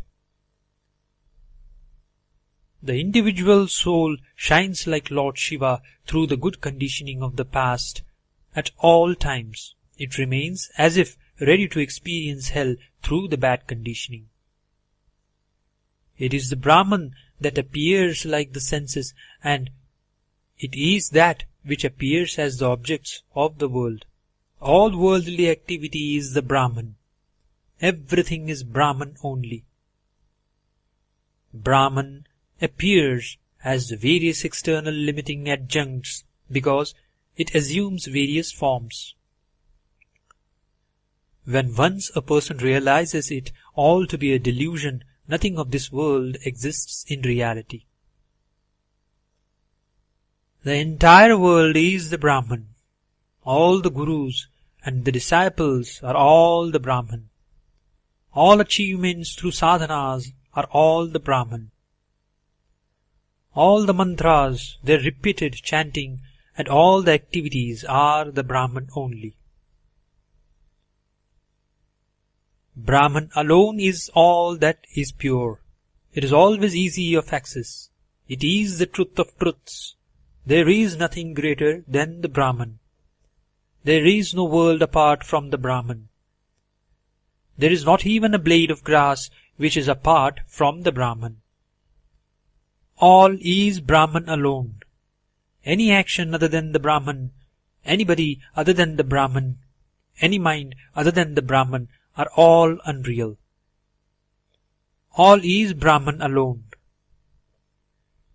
The one who reads this chapter or expounds it to others will himself become Brahman alone at once.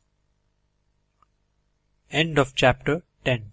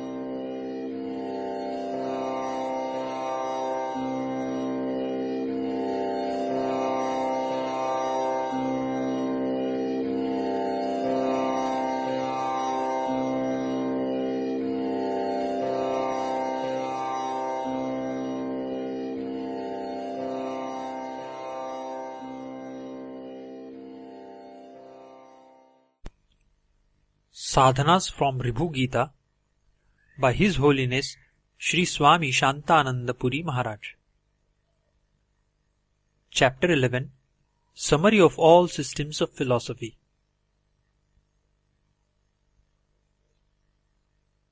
Whatever is seen, spoken, or is experienced in this world, they are all unreal. All the senses of perception and all the senses of action are all unreal too. All the 6 systems of philosophy and all the knowledge are all unreal. The real liberation is to know that I am only existence, the self, and the existence, awareness, and bliss. All is the light of consciousness only. I am the light of consciousness. I am all, and also the light of consciousness. Everything is consciousness only. Myself, as also yourself, both are consciousness. The heart is also all consciousness. The sky, the mountain, the water element, the stars, and also all the clouds are also consciousness. The mother is all consciousness. The eye is consciousness, and ear is also consciousness, and is full of bliss. The form of Lord Shiva, as also the idol of Lord Shiva, is all consciousness. All the world is of the form of consciousness. All happiness and unhappiness is all consciousness. The entire universe is consciousness. All the three worlds, that is the earth, the interim region of the dead, ancestors, that is Pitruloka, and also the heaven, and the ego are all consciousness. That which transcends the highest is also consciousness. The form of the heart is consciousness. The Lord of the heart is also consciousness. It is consciousness which has taken the form of the divine nectar. Consciousness is the base of all movements. The highest meditation is consciousness. It is also the greatest offering or worship. Yourself and myself are both consciousness. I am the peaceful soul who is everywhere. I am eternally there and am the pure self. I appear as multiple selves and I have no attributes. I am the eternal self and the cause of all. I only existed in the beginning when there was no world. I was also in between. I am the space of consciousness. I illumine and reveal everything else. I am the creator and the protector. I am the self who sports as the world, and I alone am. I am the purport of all Vedas. I am all thoughts. I am the body and also the pure awareness. I have no doubts. I am the immeasurable and incomparable self. I have no thoughts which involve me in activities or withdraw me from activities. I am the enlightened and the supreme refuge. I am the ultimate knowledge, easy to be attained, but at the same time very difficult to attain, even by yogis or wise people. I am the self bereft of all desires and devoid of maya, that is delusion. I am the self who gets impelled to do wrong deeds, but I am untouched by the phenomenal world. There is nobody who can properly expound on this Gita. This is capable of bestowing instant liberation. One must contemplate firmly, I am the Brahman. There is no doubt about it. Then, renouncing all things, remain in silence. Here ends chapter 11.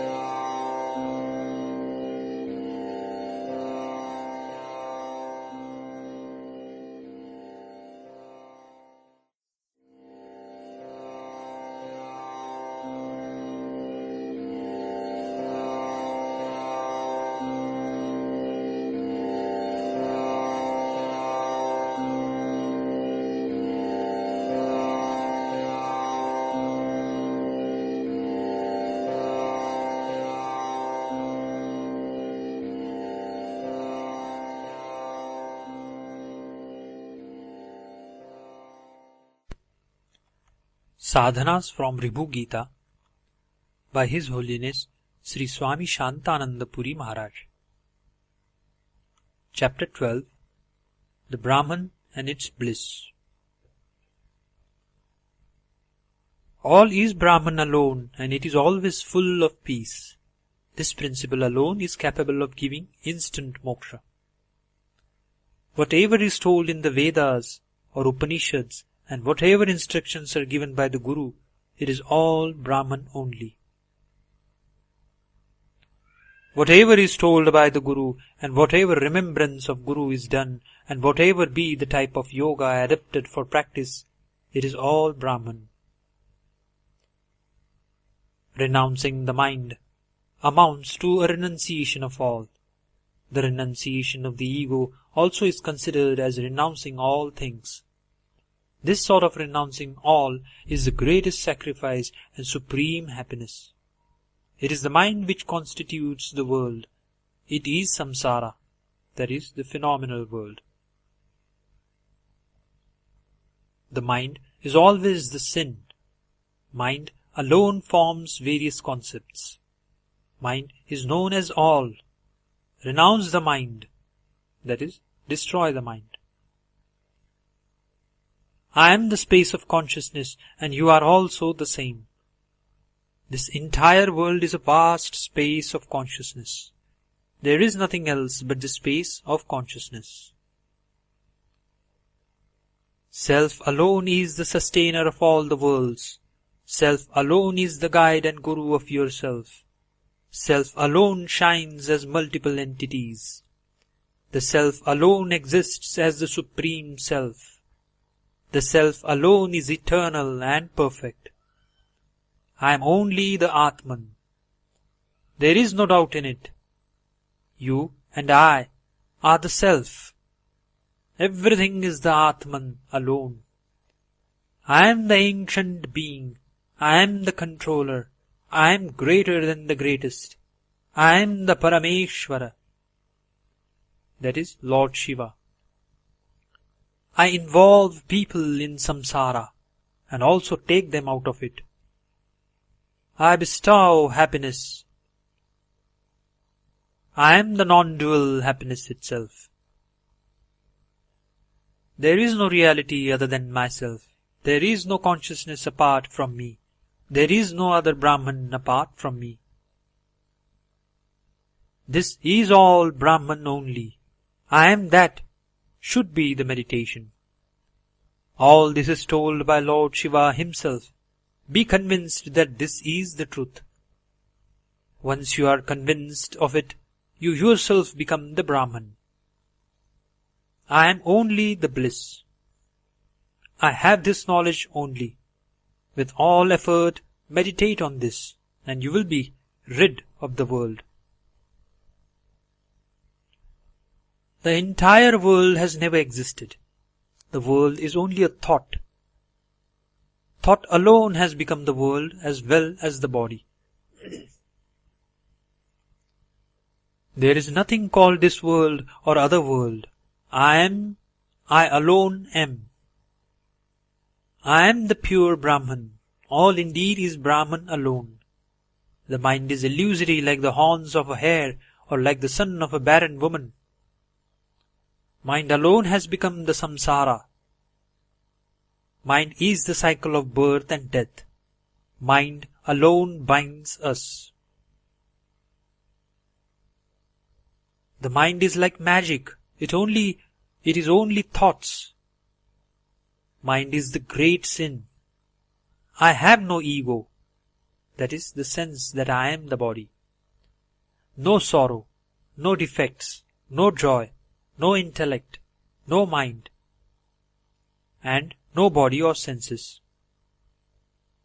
Being the Brahman alone, I am only myself. I have no attachment, no greed, no praise, no recollection or remembrance. I have nothing to accept or reject. I have no bondage or liberation. There is nothing either inferior to be condemned or superior. To abide in absolute silence is a holy bath. To remain in silence alone is japa. It is the worship of the Lord and it is supreme. By doing self-inquiry, be convinced that I am the Brahman.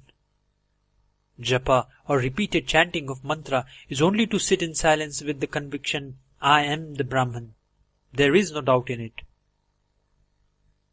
The Vedas and its 6 limbs, that is, phonetics, grammar, prosody, etc.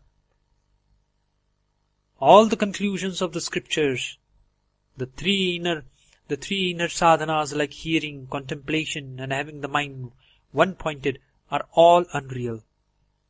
All is Brahman. Brahman alone exists. The Brahman is all consciousness and imperishable. Here ends chapter 12.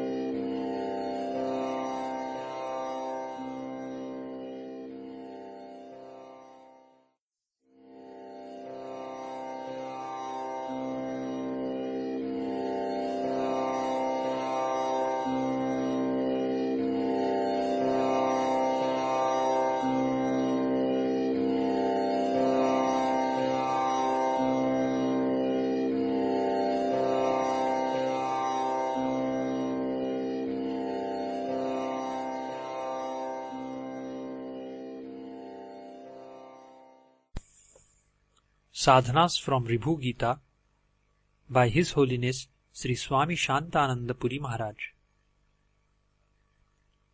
Chapter 13. The Glory of the Self and the Inferiority of the World.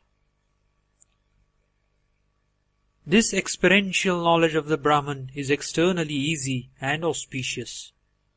By this all knowledge is attained. Brahman alone shines at all times.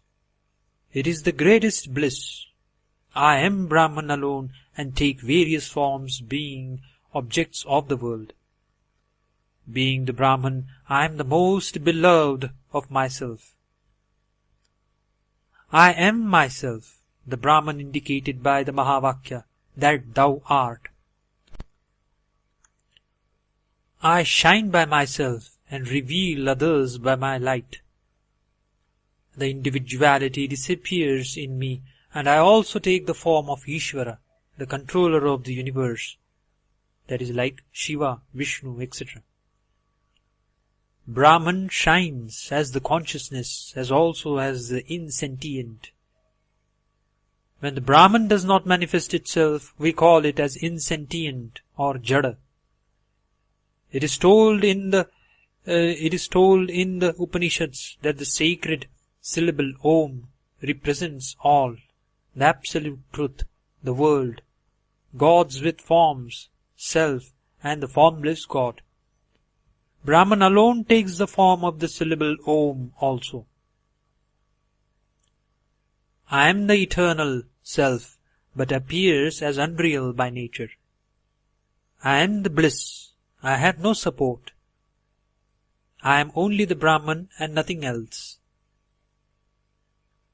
I am besides the jurisdiction of speech. Speech and mind are imagined.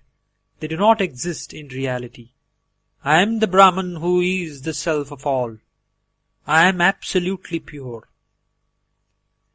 Whenever there is mind, I destroy it, myself being in the form of self. The Brahman is the truth, consciousness, and infinite. It is not unreal or false. It is the insentient, which gives us sorrows.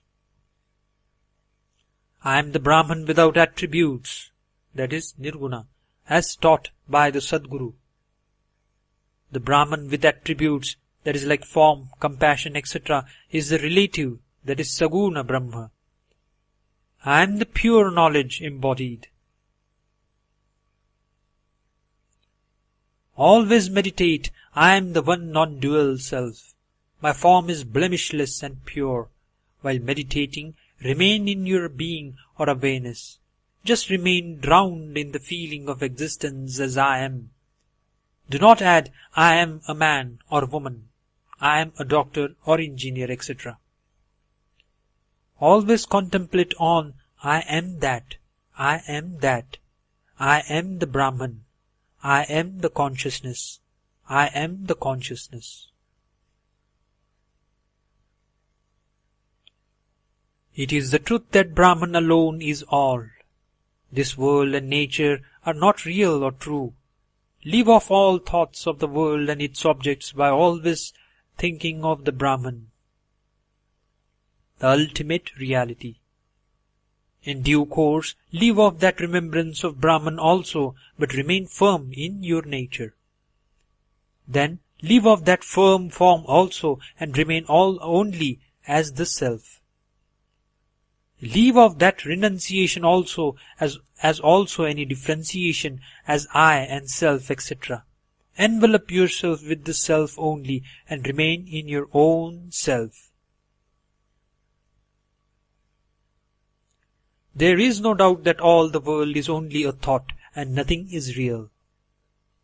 All is Maya, that is delusion, and worth nothing. If we see anything other than the Brahman, it is unreal and false. All the things from the lowest to the highest are all untrue. There is neither the body nor the 5 basic elements. There is no mind either. It is all a misapprehension due to delusion. There is nothing called real or unreal. All the Mahavakyas are neither real nor unreal. None of them exist. There is no doubt that I am only the Brahman. There is nothing to be grasped, nor is there anything to grasp them. They have nothing to do with the self. There is no place of pilgrimage or a holy bath. There is no God or its worship. There is no cause for birth or death. There is nothing called the truth or a true form. As there is only the Brahman, there is no differentiation called truth or untruth. No father or mother exists. There is no body. There is no form of sight or things to be seen. That is, like the world.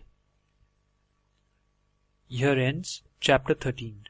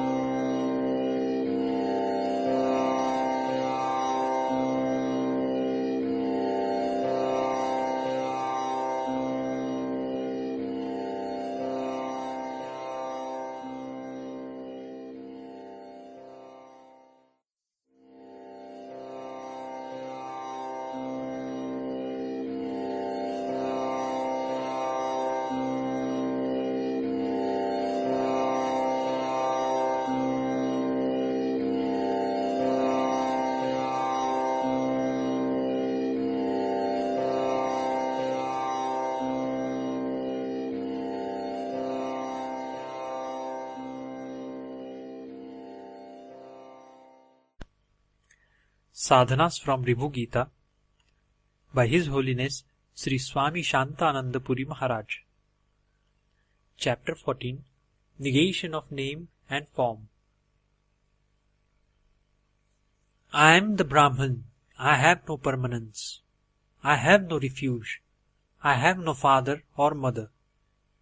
Just by seeing such a jnani, merits accrue to a person as is equal to taking bath in all the holy waters. By feeding and giving gifts of necessities to such a jnani, one gets immediately liberated. By worshipping such a jnani, one becomes liberated while alive.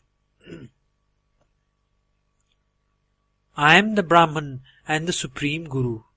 I have transcended the mind, all emotions, the Vedas, and beyond all the learned people, beyond the body, and also beyond the three states, namely waking, dream, and sleep. It is the Brahman who appears in multiple forms. It is the Atman or Self which is the same as Brahman, which shines as if dual. The Self is the supreme state. I am always a measure of existence. I am always reveal the other things which exist. I am always of the form of philosophy which has been proved as authentic. I am auspicious and holy. One who has attained this conviction is liberated. The one who lives in this conviction is always the Supreme Brahman. I do not die to be born again. I am not mere consciousness. I do not exist at all. I am not the import of the Mahavakyas. I am neither liberated nor enlightened at any time. Such statements apparently appear to be the opposite of what has been told earlier. It is not so. Earlier, the author was talking in the language of ignorance from an ignorant man's point of view. Here, he talks from the absolute standard of being ever the Brahman, where there is no stage of either bondage or liberation.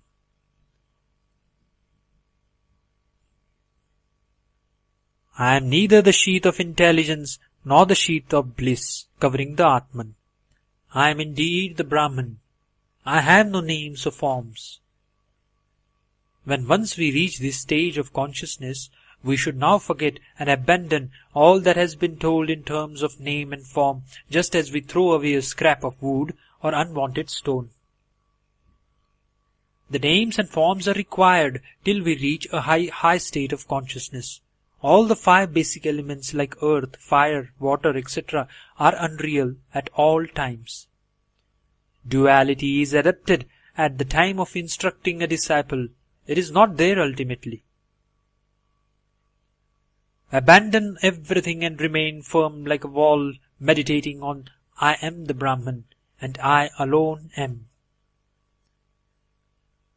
I am the consciousness, I have no attributes, I am the indweller of all, I am Lord Shiva, the form of myself confers auspiciousness eternally.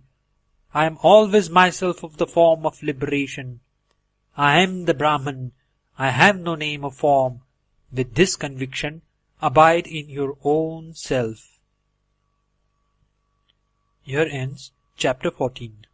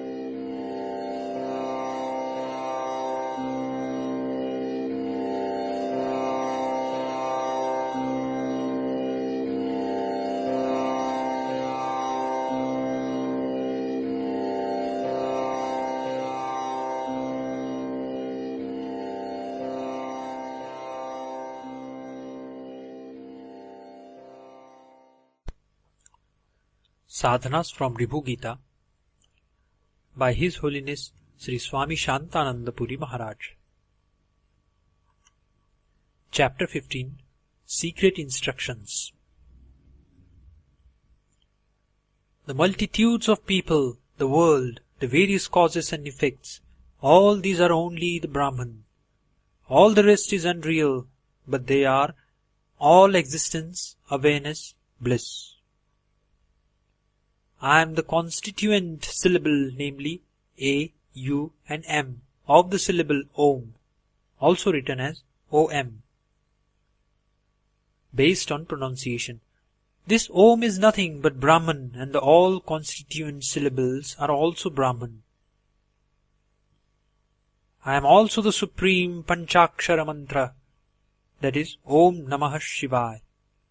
All the main syllables, that is Si, Va and Ya, are all Brahman alone. The parts of pranayama, that is breath control, namely inhalation, exhalation and retention of breath, are all Brahman only. There is nothing called I, nor anything called others. Yourself should be full of firm conviction that it is perfect, conferring auspiciousness on all, and it is pure and blemishless. The firmness of conviction is the attribute of the knowledge of Brahman. Firm conviction alone leads you to liberation. One should leave off his remaining as pure consciousness and remain in complete silence. Again renouncing this complete silence, remain in the ultimate mega silence. The complete silence is where you withdraw from the world and stop all your communication with it through silence of speech and silence of the mind. When we remain as the Brahman, and when the world is not seen as apart from the Brahman, there is no other with whom you have to communicate, as Brahman alone remains. Brahman, having no attributes, no sound, remains. This is only a grand silence and nothing else. This is the ultimate grand or mega silence. As the jiva, the individual soul, disappears into the Brahman state, it is called jiva's silence. Then jiva disappears, and the void which results is called the void of the jiva, or simply as the void. Leave off this void also and remain as as you are.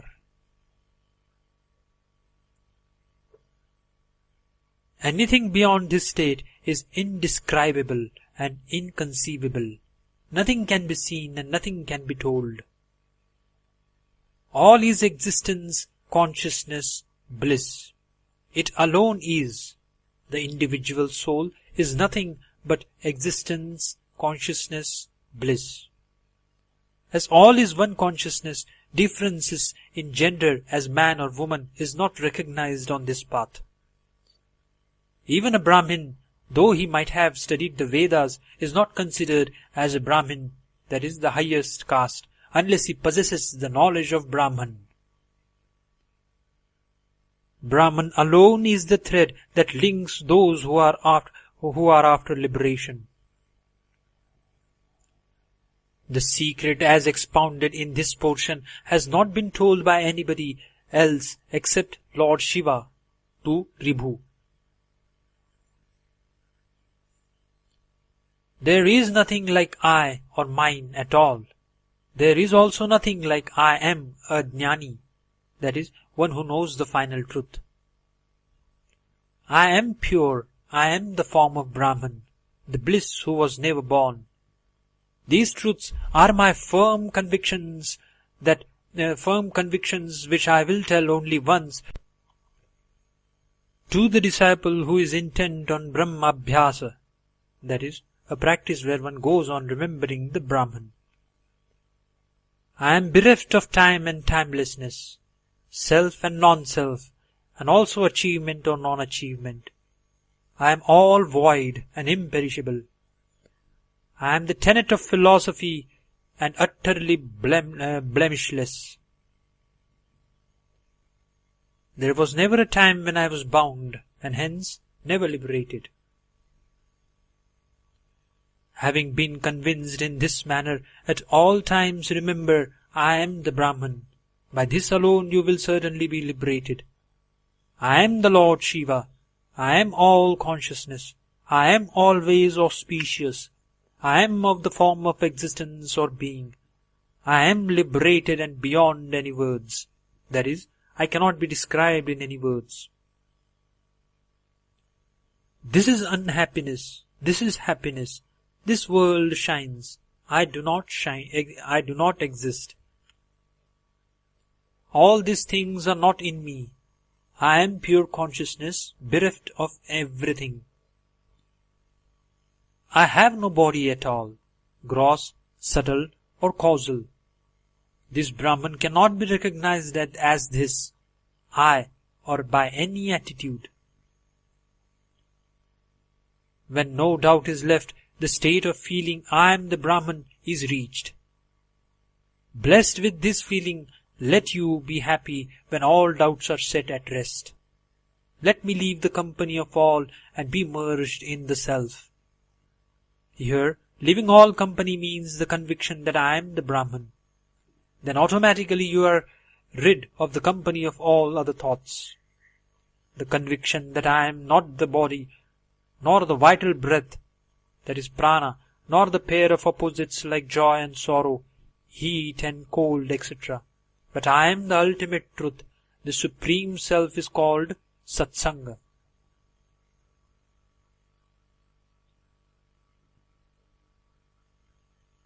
I have no form of my own.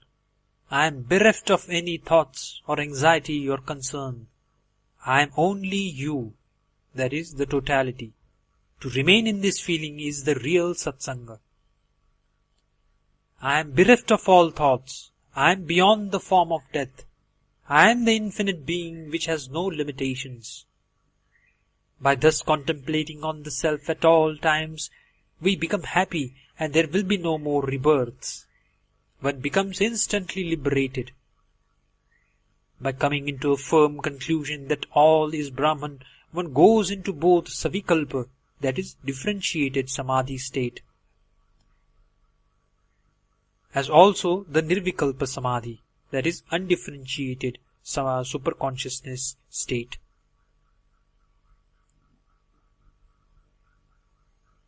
Brahman is the void state, so no samadhi can also remain. When we get into Samadhi state due to the dispassion, that is Vairagya, this state of detachment results only due to the absence of ego, that is, considering the body as I. This sort of the state is the state of a Jivan Mukta, that is, one who is liberated while alive. Leave off all thoughts including the one that I abide in the void. Do not also think that I am not abiding in the void. Forget your own existence. Leave off the thought that I am the consciousness or existence. Finally, leave off this renunciation also.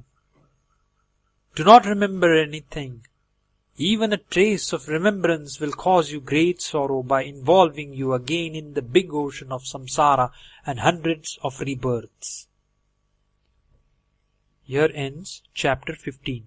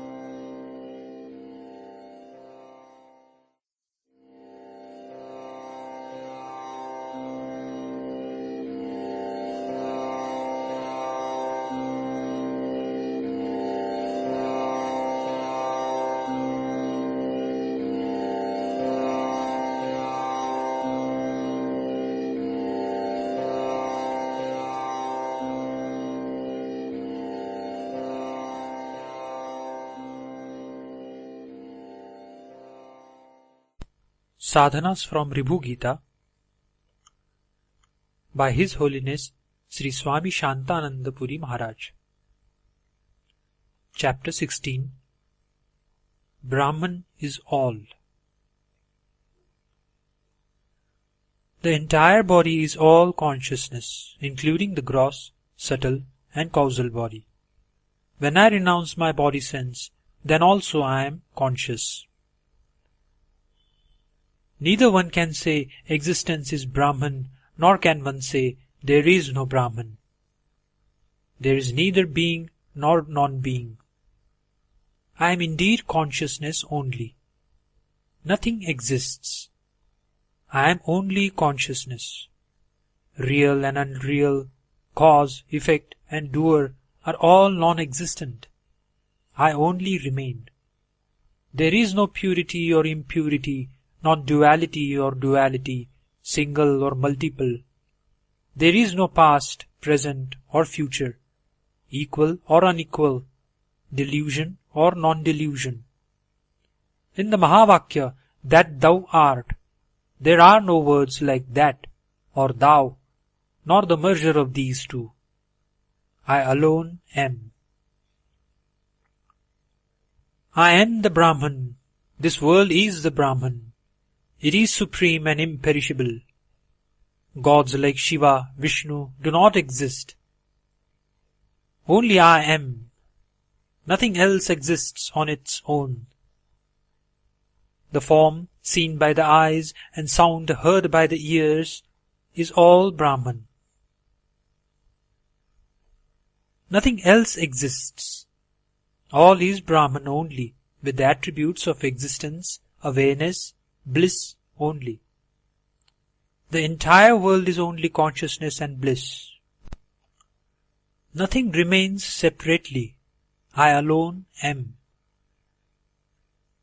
The things created by a cause, whatever remains unmoving and silent, whatever is eaten as food by the body, whatever is perceived through the senses, whatever rituals and rites are prescribed in the Vedas, whatever hypothesis is put forth in the Shastras, the various concepts like the Creator, the categorization into 4 categories of Jivan Muktas, the conviction that I am the Brahman, the idea that I am consciousness, the concept of Mahamaya, that is the great delusion, the conviction about the great void, the concept of a grand world, all these have no existence of their own.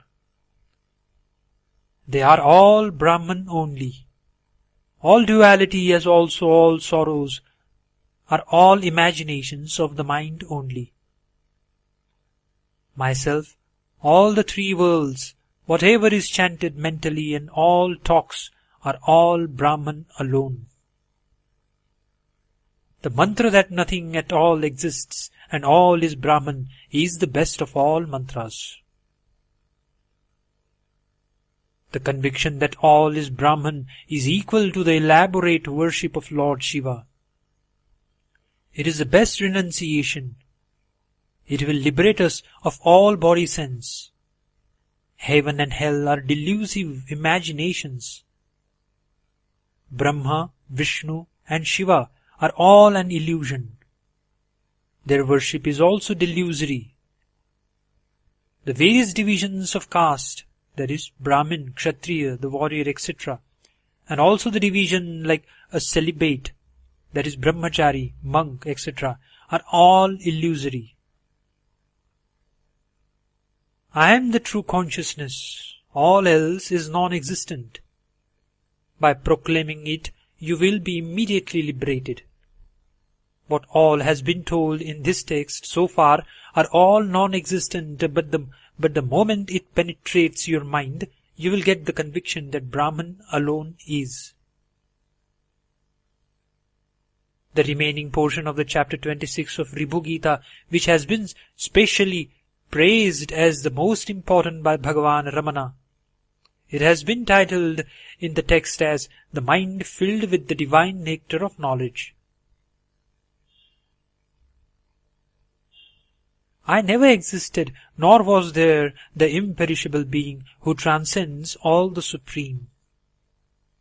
It has no interior or exterior. There is no determination to do something. There is neither all pervasiveness, nor limitedness, nor japa, etc. There is no master or disciple, no permanence, no good or bad, neither one nor many forms, and neither liberation nor bondage. There are no senses or sense objects, neither any doubt or conviction, neither up nor down, no attributes, neither joy nor sorrow, and nothing secret. There are no sanchita, that is accumulated karmas, or agami, that is the present karmas which are to be transferred to sanchita in due course. There is no ignorance, no knowledge, no dullard or no man of wisdom. There is no life or death, neither contentment nor anything enjoyable. There is no satsanga or bad company, no Brahman, no inquiry, neither practice nor any speaker, no holy bath or places of pilgrimage. There is no merit or sin, nothing related to oneself or interpersonal or an act of God. There is nothing worthy of condemnation, neither the earth nor the nether world. There is no success or failure. There is no fear. There is no love or a quick death. There is nobody guilty. There is no delusion of scriptures. There is no sattvaguna, rajoguna or tamoguna. There are no different genders like a man or woman or a eunuch. There is no praise or abuse. There is no individual soul or control of mind. There is no childhood or youth, none related to us or not, no friend and no brothers. There is neither deep sleep nor the fourth transcendental state. This is the Supreme Brahman, known also as the divine nectar of knowledge. I neither had any past births, nor am I subject to rebirths in future. There is no talk of being consciousness alone, no implied duality in saying I am Brahman or I am consciousness. There is nothing open or hidden. There is nothing big or atomic. There is no thought of the indivisible nature, no arising of any thoughts, and no destruction of all thoughts. There is no question of having thousands of thoughts one after another. There is no question of their getting destroyed moment by moment. And there is no question of being a witness of all thoughts, or that of meditating that I am the Self or Brahman. There is no world or mind, no movement of activity. The one who lacks in this knowledge of the Self is a great sinner and is subject to severe diseases. There is no doubt that I am the Brahman. The knower of the Self lives in the essence of indivisible unity. He gets the firm conviction and experience that all is Brahman, the nectar of ultimate knowledge filling up the practitioner's mind. Here ends chapter 16.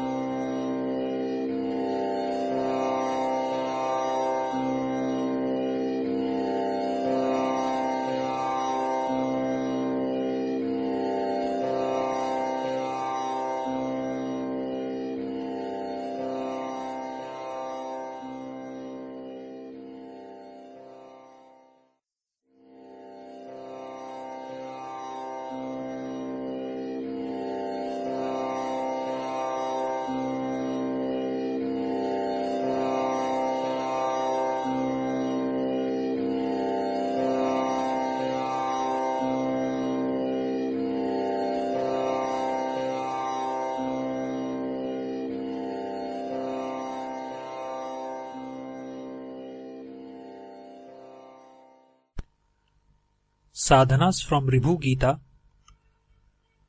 by His Holiness Shri Swami Shantananda Puri Maharaj.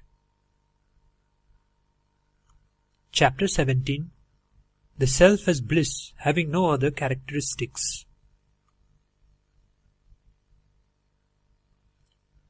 The bliss of the Brahman has no cause and effect.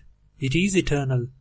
I derive no joy from the objects of the world, and I reveal the unreality of the worldly happiness.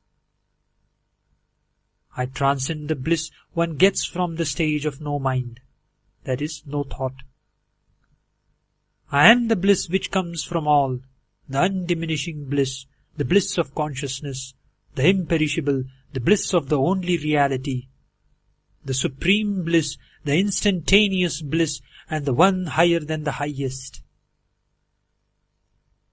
I am the bliss which comes from the sacred sound of Om, the great bliss, the bliss of consciousness, which is second to none, the Self which is void of bliss or non-bliss, bereft of bliss, arising from the differences in objects. I am the Brahman not subject to birth and death. On account of this firm idea, I am fully peaceful. I am the innermost of the innermost. I am peaceful with the idea, I am Lord Shiva. Then I graduate to the idea that I am the Self. I am of the eternally pure form. I am the embodiment of consciousness. I am without a beginning or end.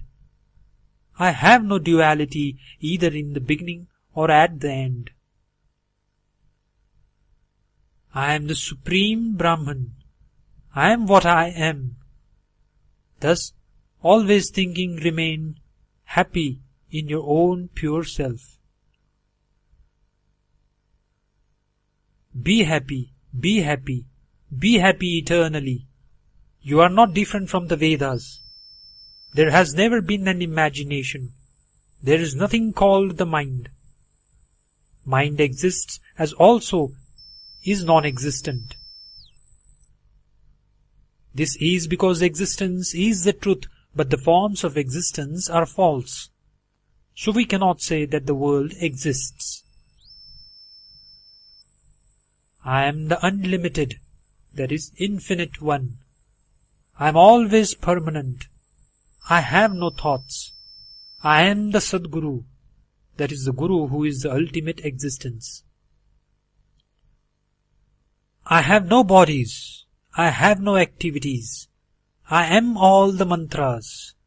I am always highly peaceful. I am beyond all the inner faculties. I live reveling in myself in the holy place of the Atman, in the holy waters, in the attractive bliss of the Atman, knowing well that I am the Self.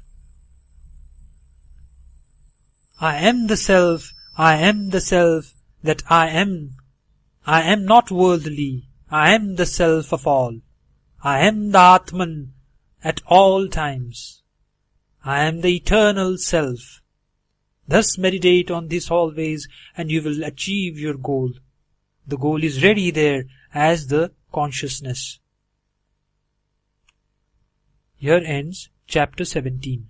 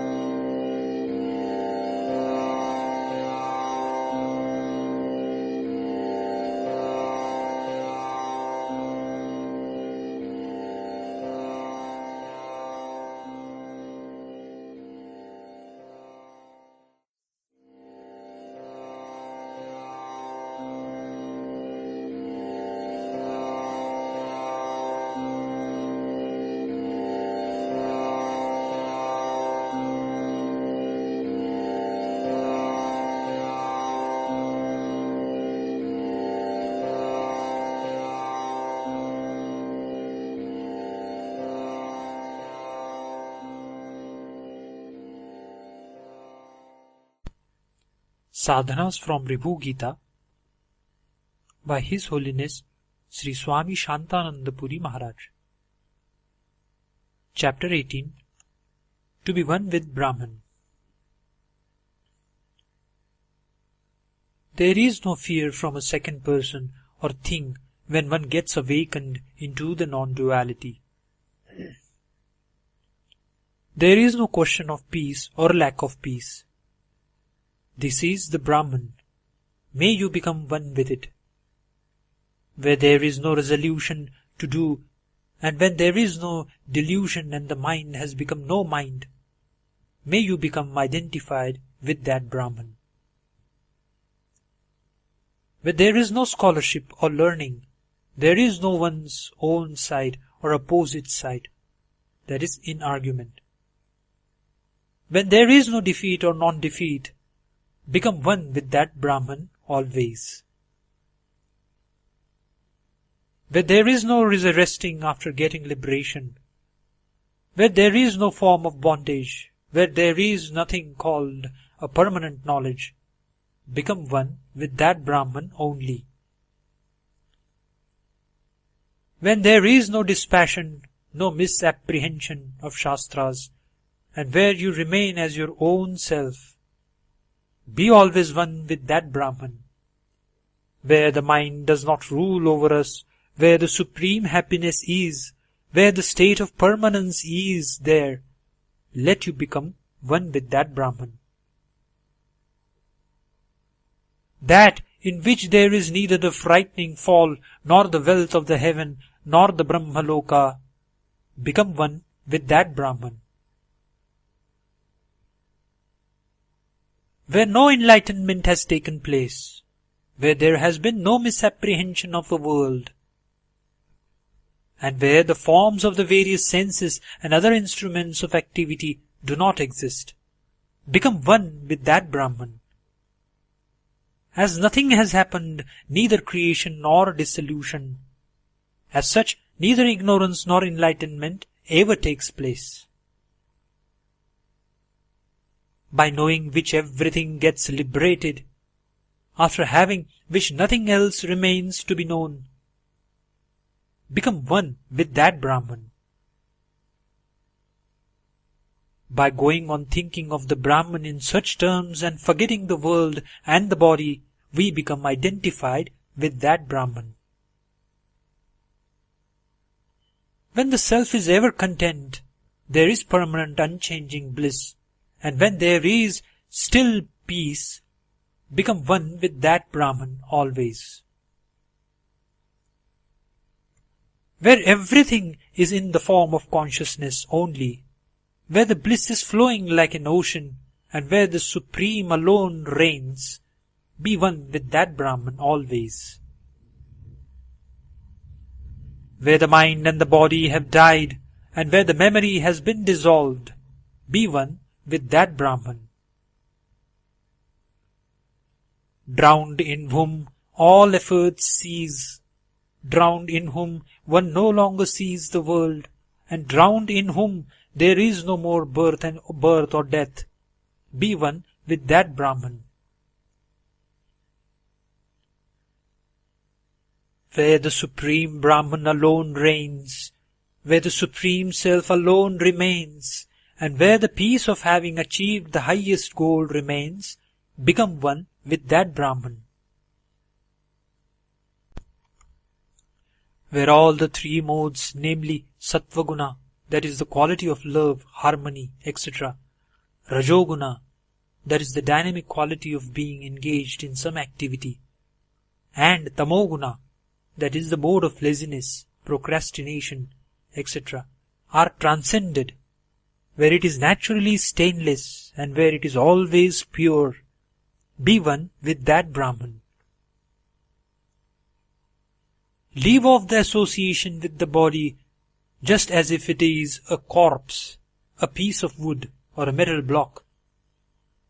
Abandon the memory of the past association and abide in Brahman alone. I am the truth and the supreme bliss. I am pure, eternal, and blemishless. There is no doubt that all is Brahman, and that Brahman I am.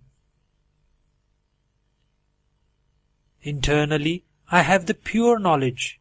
I am the ultimate refuge of all. All is Brahman, and that Brahman am I. Duality and non-duality, happiness and unhappiness, gain and loss, and success and failure, all these are Brahman, and certainly I am that Brahman. The various types of ego which arise out of the wrong identification with the body are all Brahman only. All is Brahman, and without doubt that Brahman am I. I am the supreme truth. I have firm faith in this. This firm conviction is because of my firm faith in the teachings of the Sadguru. It can never be pointed out that He is God. If there is a God, you should be able to point out. He is God. If there is none, how can it be expressed? Remain in a natural manner with a peaceful mind, bereft of all desires and ever perfect. Never think, I am the Brahman who is all and who is plenary. One should remain as the Brahman and never think that I am the Brahman. Secrets, mantras, scriptures, truth, body, birth and death, cause and effect, pure and auspicious, lust and anger, greed and delusion, pride and envy, defects due to duality, fear, sorrow, all these never exist. Nothing called the Jiva, that is the individual soul, nor what is called Isha, that is the controller of the world, nor even the words Jiva and Isha ever exist. They are all fabricated through imagination. There is nobody called ignorant, or with a discriminative wisdom, or pure, etc. There is no divine sound called Om, or Self, or Guru, or Disciple. Here ends chapter 18.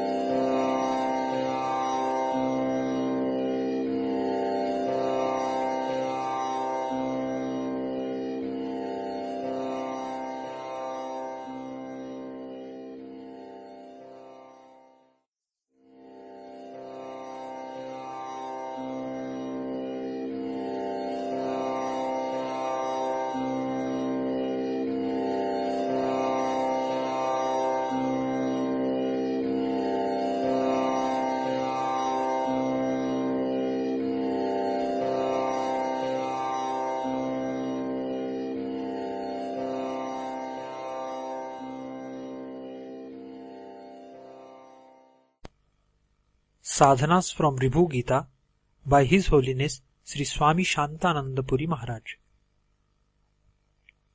Chapter 19. The meaning of the Mahavakyas and all is false.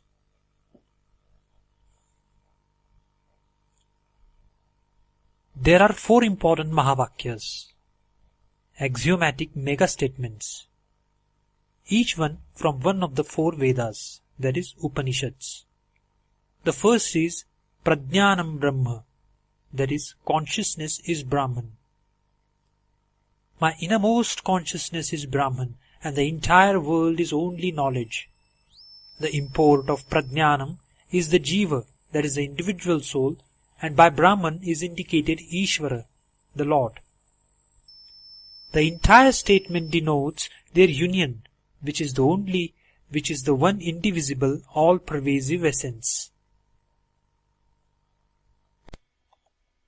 To remain in the one thought of the indivisible form is called Jivan Mukti, that is, liberation while alive. While to live in the reality of one undivided essence is called Videha Mukti, that is, liberation when divested of the body. The subtle difference between Jivan Mukti and Videha Mukti is a matter of controversy among philosophers, as told earlier in this book. The mind which abides in the Brahman as the self is defined as being in the undivided essence, that is, Akhandaika Rasam. What is undivided essence? Just as salt dissolved in water becomes indivisibly one with it, that is, and the salt cannot be separated, so is the one undivided essence when we get merged with the Brahman.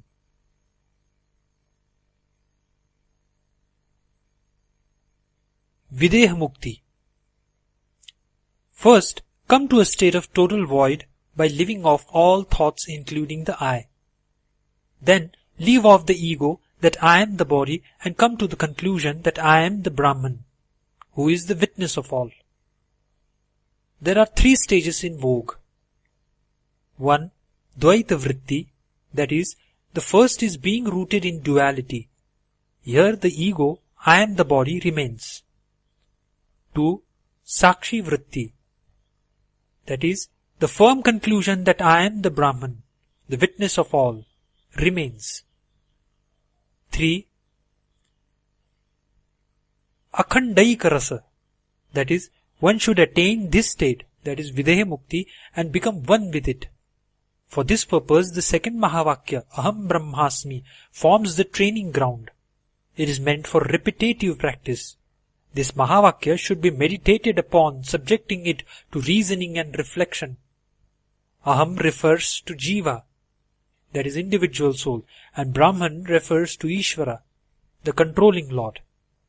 The word Asmi, that is M, refers to the undivided unified state where the Jiva and the Brahman becomes one. Living off the three words of the Mahavakya and the mind attaining the state of undivided essence is the characteristic of Videha Mukti.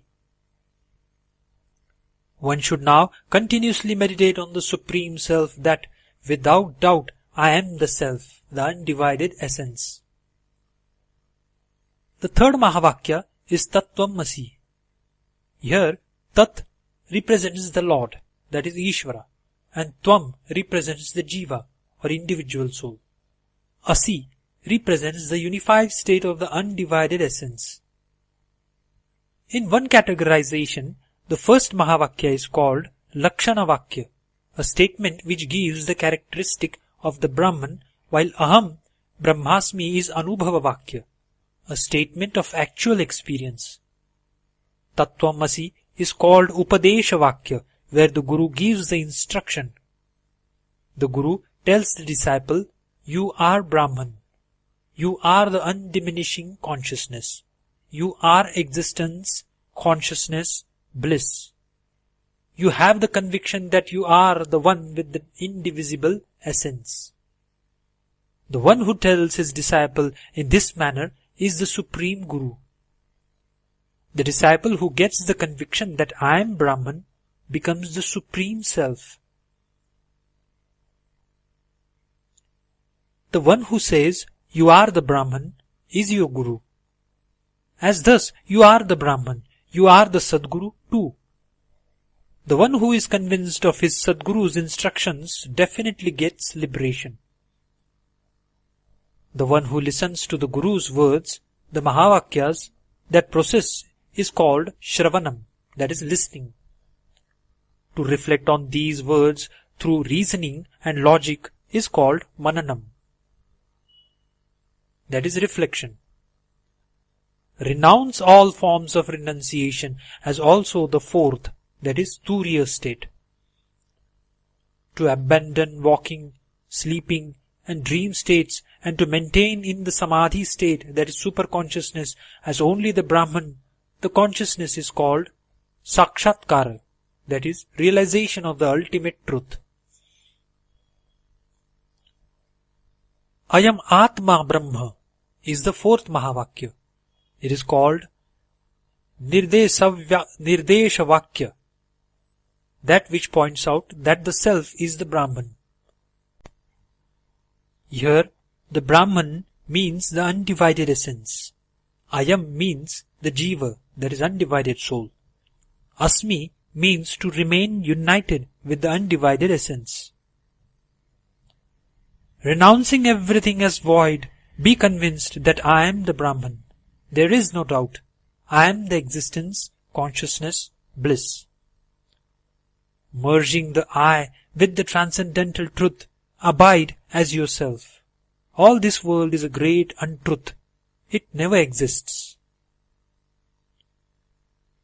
Ribhu continues, the existence of the body, the gender, the thoughts are all illusory. I am the Brahman alone. The different scriptures, the different Vedas, the different types of liberation say Jivan Mukti, Videha Mukti or Salokya, that is, to be in the same world as the Lord with form, etc., are all unreal. I am only Brahman. The divided and the undivided essence are all unreal. Knowledge of the self and ignorance are characteristics of the mind. How can they exist where the mind does not exist? The control of the mind and senses, bondage and liberation cannot also exist in reality where there is no mind. The world of the fire god and the world of Indra, king of gods, the world of the dead ancestors, that is Pitrus, are all illusory. The faith in the Guru's instructions, liberation and the desire for liberation are all unreal. Listening to various instructions, inquiry into their meanings and interpretations, etc., are all unreal. There is no form of truth or reality anywhere. There is nothing called the truth, doubt, or contradiction. There is nothing other than the self. All else is unreal. All this looks like contradiction of the earlier parts of this book. As this author has explained earlier, the Vedas, the scriptures, the Guru, the various sadhanas are all part of the grand illusion or unreality, but they form the exit doors to get out of unreality. The tiger in the dream is unreal, but when it bites the dreamer, the pain appears to be real. Only after doing all the sadhanas, when we come to this stage, we are eligible to say that they are all unreal. Though unreal, they are very much needed at the earlier stages. The concepts of Brahman alone, am I. This is duality and I am consciousness. Jiva and Brahman, none of these are real. Any name or form, anything good or bad, any existence, any joy or sorrow, any world, any worship of gods, any meditation other than of the self are all unreal. All is Brahman only. End of chapter 19.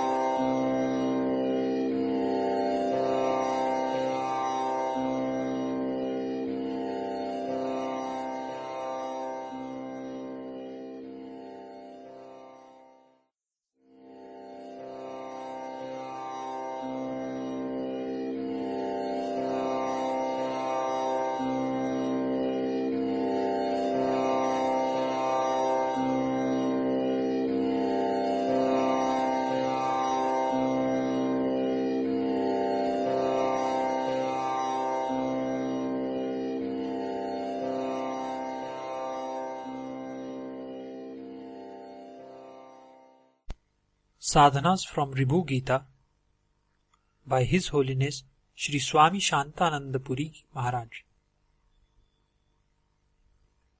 Chapter 20.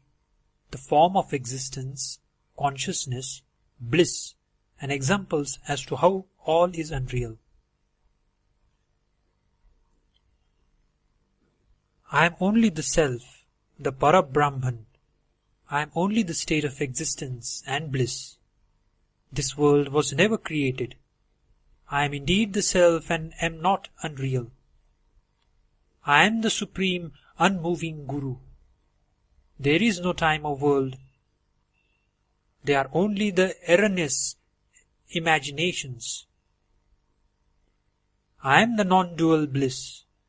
I am inexhaustible and great. All is only the stainless Brahman.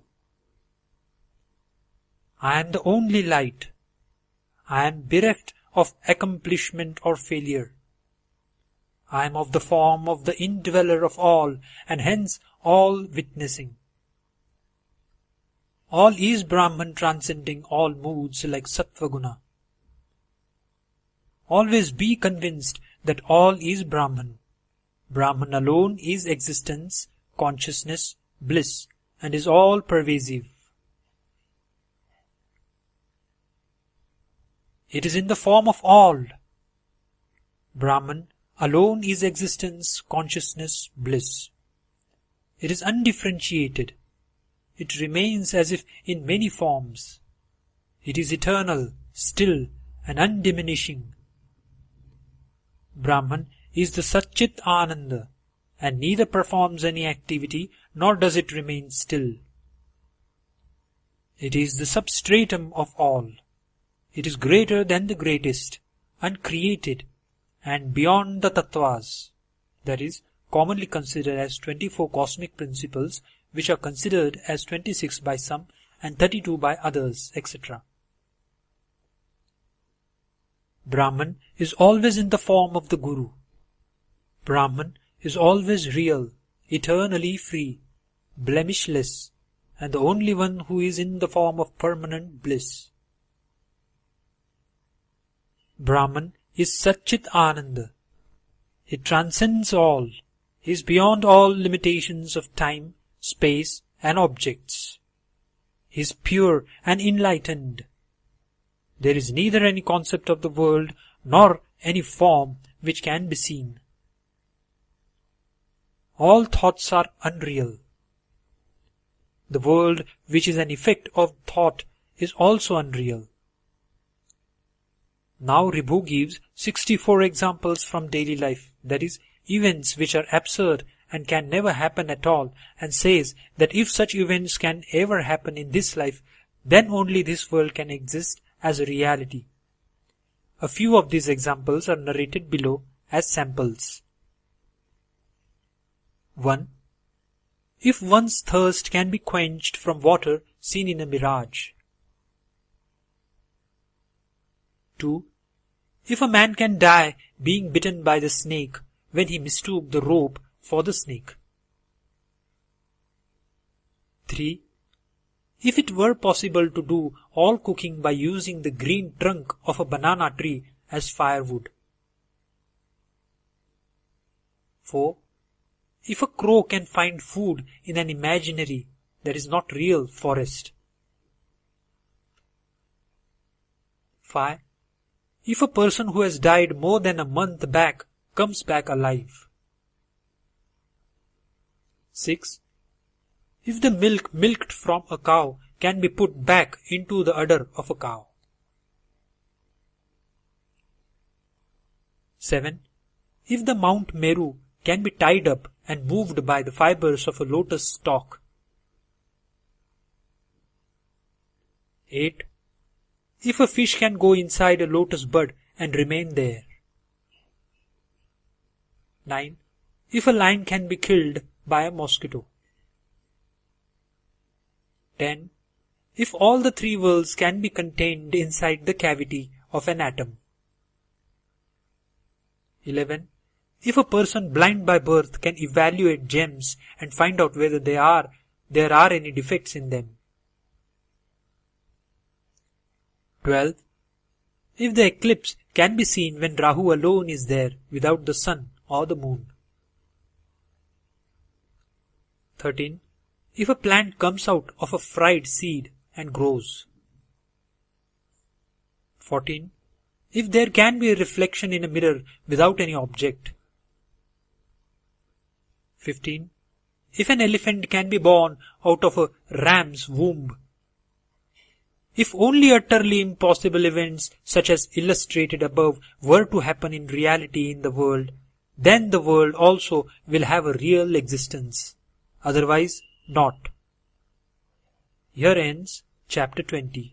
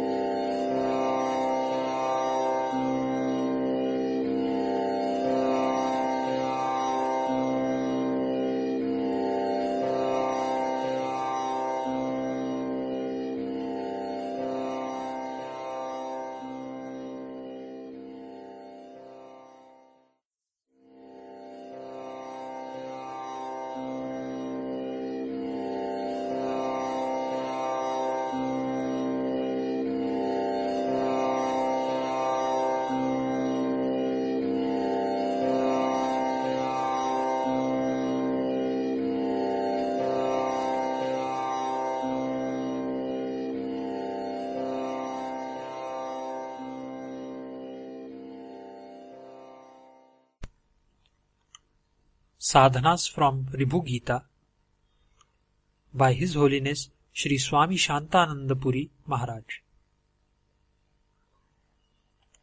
Chapter 21.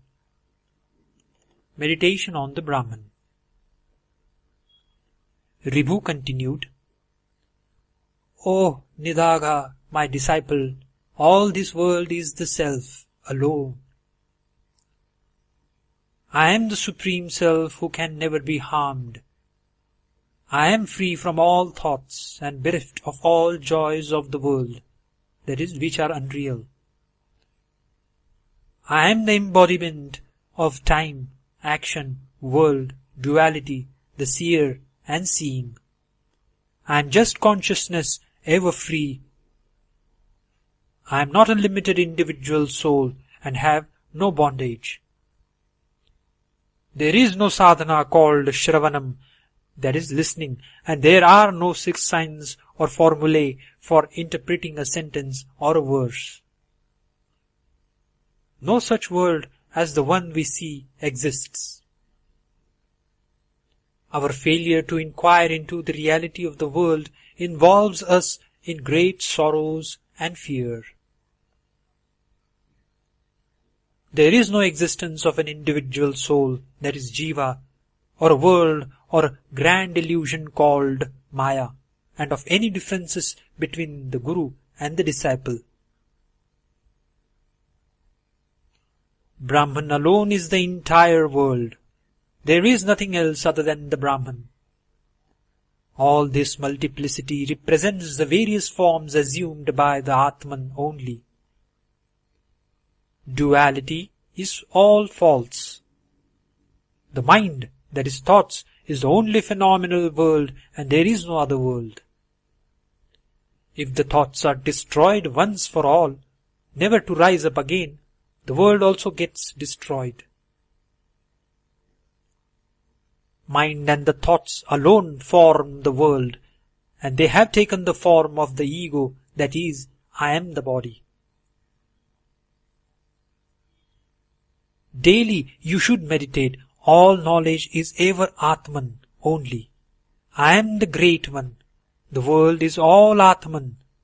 I am the Supreme Self which can never be harmed. You are the embodiment and form of Brahman. So you will quickly get liberated.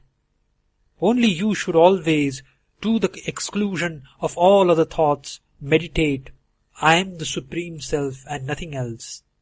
I am the storehouse of the transcendental bliss, that is, which is beyond the happiness which one can experience through one's senses. I am always consciousness, that is, awareness of sheer existence as a totality and not as an individual. Atman is the Brahman, which is the truth. The self possesses all the characteristics of a guru. Atman is always made of consciousness. It is indestructible and undiminishing. Atman is ever pure and is the guru of oneself, as also the disciple of the self. The self dissolves in itself. The knowledge of the self is the supreme Brahman. One should have this strong conviction. It is the destruction of the mind. It is the supreme guru. The knowledge of the self is the destruction of the mind and leads one to liberation. It destroys all fears and bestows bliss. What exactly is meant by the term knowledge of the self? It is only the firm conviction that I am the Brahman, and also absolute faith in it. It leads to growth of all prosperity. Here ends chapter 21st.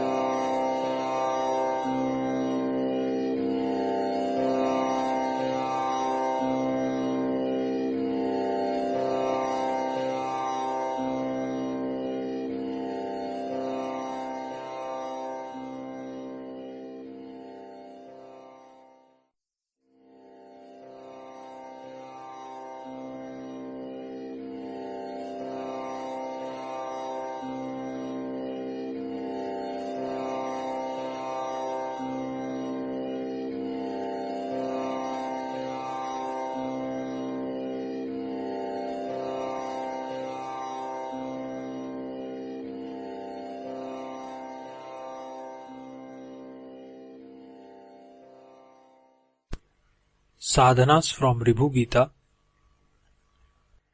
by His Holiness Sri Swami Shantananda Puri Maharaj.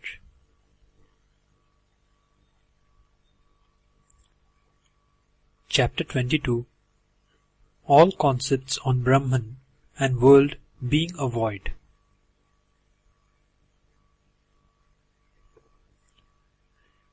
In the Ribhu Gita, many things are repeated many times. For a worldly person, they may even look boring. For a real seeker, the repetition of certain important truths are meant to be deeply entrenched in the subconscious mind. Hence, a repetition even 1,000 times is but inadequate for that purpose.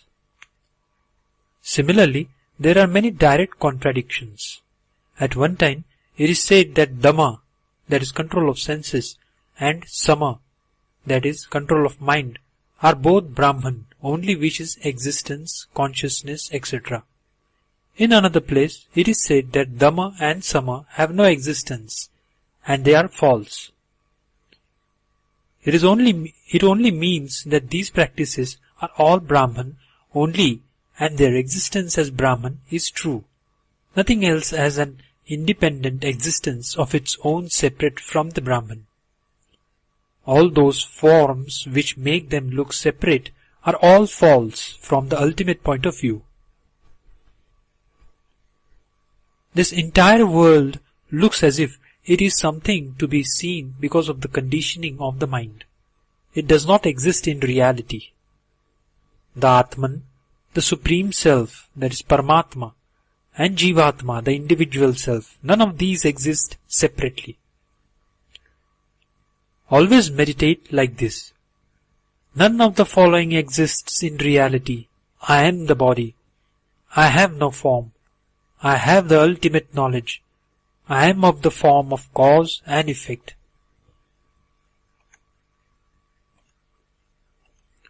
Whatever happens in the world, whatever sadhanas are being done, whatever is without an end and meditation on the Brahman are all created by the mind. That is, the thoughts. This entire world can be considered either as a product of the mind or as Brahman. The knowledge of the self is the supreme Brahman. The nearest sign or symbol of the Brahman being Om, the japa or the repetition of Om bestows one with bliss. In the absence of anything other than it, the self alone is conducive of the good of the self. It is the self which puts the end in delusion. There is nothing other than the self. Self-knowledge is the supreme Brahman. It is the happiness beyond all happiness. There is nothing greater than self-knowledge. There is nothing to be remembered other than the self-knowledge. All is Brahman. You are yourself the Brahman. At all times you have to come to this firm conviction. The conviction that I am the Brahman is the greatest liberation. By this only one accomplishes all the duties which one has to do in this life. This is the bliss of all times. I am the Brahman. This alone will destroy all the bondage, no doubt. I am the Brahman. This alone is the conclusion of all systems of philosophies. I am the Brahman is the final conclusion of all the Mahavakyas of the Upanishads. This is also the conclusion of Shaiva Siddhanta. This is the conclusion of Narayana, that is, Dvaita philosophy. The teachings of gods and all masters. This represents the essence of the teachings of all philosophies. This is the experiential wisdom. All the following things should be renounced, and one has to steadily abide in the self. 1. The eternal experience of bliss and the world created by the mind. 2. The idea of existence such as this or I am or the world is. 3. One's delusion that one is an individual and one's own birth and death. 4. The existence of a Maya, that is grand delusion. The existence of a mind which appears as the world and all teachings of the Vedas and scriptures. 5. The concepts such as there is only one entity. Talking of duality, the delusion that I am Shiva or I am the Brahman, the creator.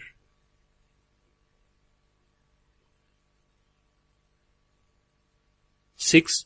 Everything exists or does not exist. 7. The world is full of sorrows or is full of happiness, is real or unreal, or is of duality or non-duality. 8. Whether the world is as per the Vedas or as per other scriptures. 9.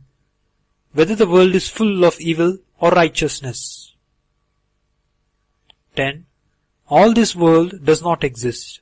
All is only Brahman. 11. Adoption of silence and silent activities. 12. That which is to be grasped, that which is to be abandoned. 13. Desires, anger, greed and all hypocrisy. 14. Inquiry into the true significance of the Mahavakya, that thou art. One should leave all things like the ones illustrated above and steadily abide in the Atman. Leave off all concepts fabricated by the mind, the body sense that I am the body, all the limitations due to the ego, etc., and the various concepts as follows. 1. The duality of the japa of Om Namah Shivaya and of Narayana, the God of the 8-lettered mantra, that is, Om Namo Narayanaya. 2. The reality of the 5 types of pranas, that is, vital elan, and the assisting upapranas, the one who acts at the time of yawning, etc. 3. The joy of self-knowledge, condemning those who lack in it. The pranayama and the inquiry into the 6 spiritual centers, that is, plexuses, in the backbone. 4. Condemning or praising all objects of the world. Abandon the idea that all is Brahman and steadily abide in your own self. All the three bodies, gross, subtle and causal, are only Brahman. Realize this always, every moment. Just by hearing this chapter for 1 or half a minute even, one becomes entitled to become the Brahman. Here ends chapter 22.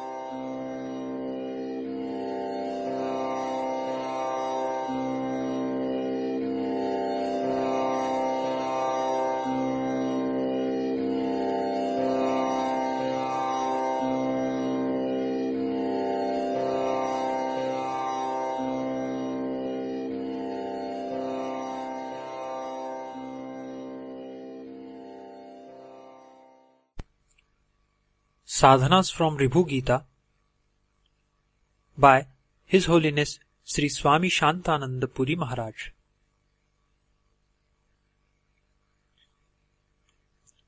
Chapter 23. Merging of all and control of mind.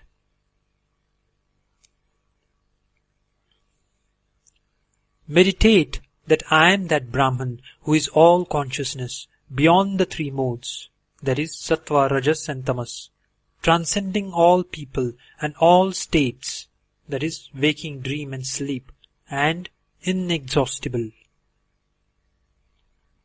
I am all pervasive and a witness. I have the conviction that I am Brahman, and I am riding on the vehicle of worldliness.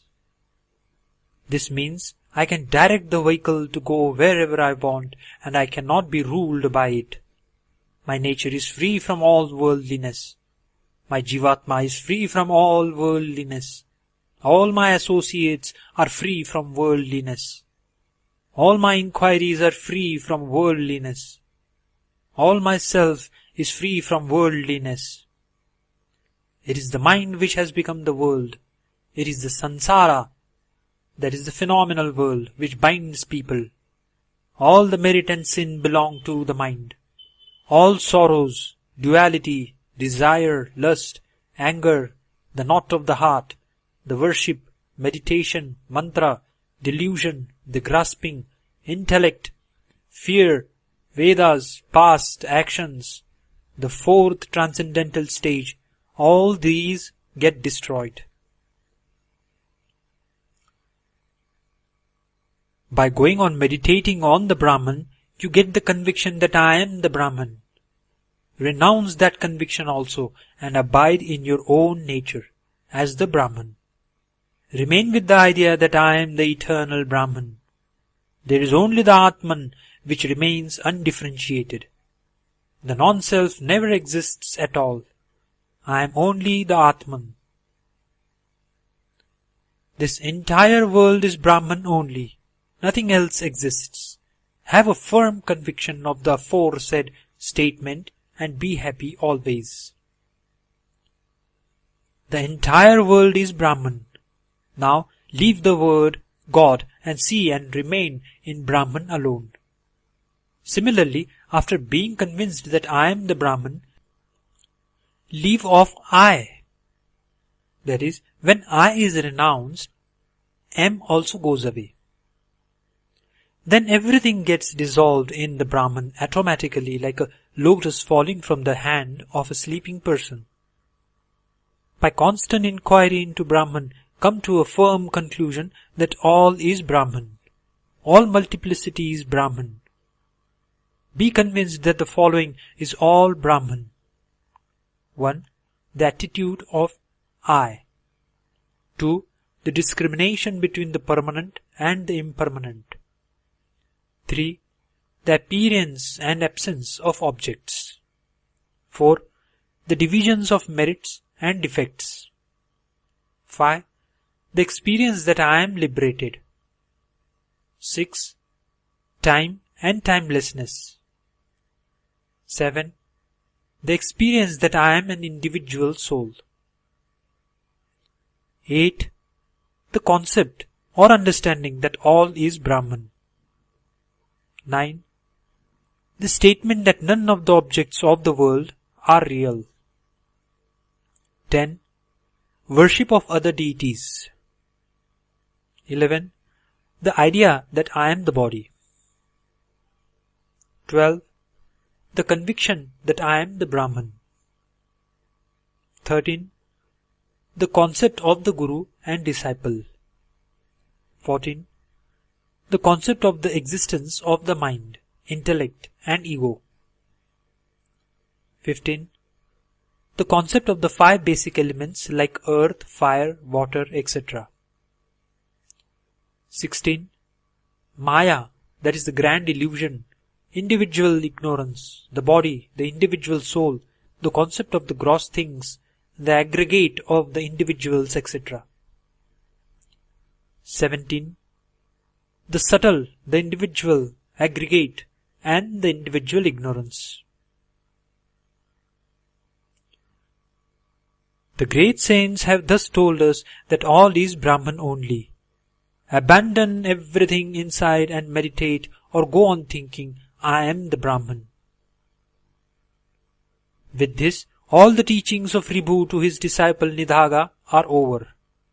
Now in the remaining 10 chapters, there will be only praise of the importance of Ribhu Gita. Nidhaga's expression of gratitude and a summation of what all he has learned, praise of his Guru and taking up worship of Lord Shiva for getting success in the sadhana. Ribhu then sums up all his teachings. This entire conversation between Ribhu and Nidhaga is retold by Lord Skanda, that is the son of Lord Shiva, to Jaigishavya. In the final chapters, he gives instructions on the worship of Lord Shiva, and this ends with the story of a Brahmin called Sudarshana as to how he pleased Lord Shiva. It is said that even the reading of one chapter from Ribhu Gita is enough to take us to self-realization. Here ends chapter 22. Harihi Om Tat Sat.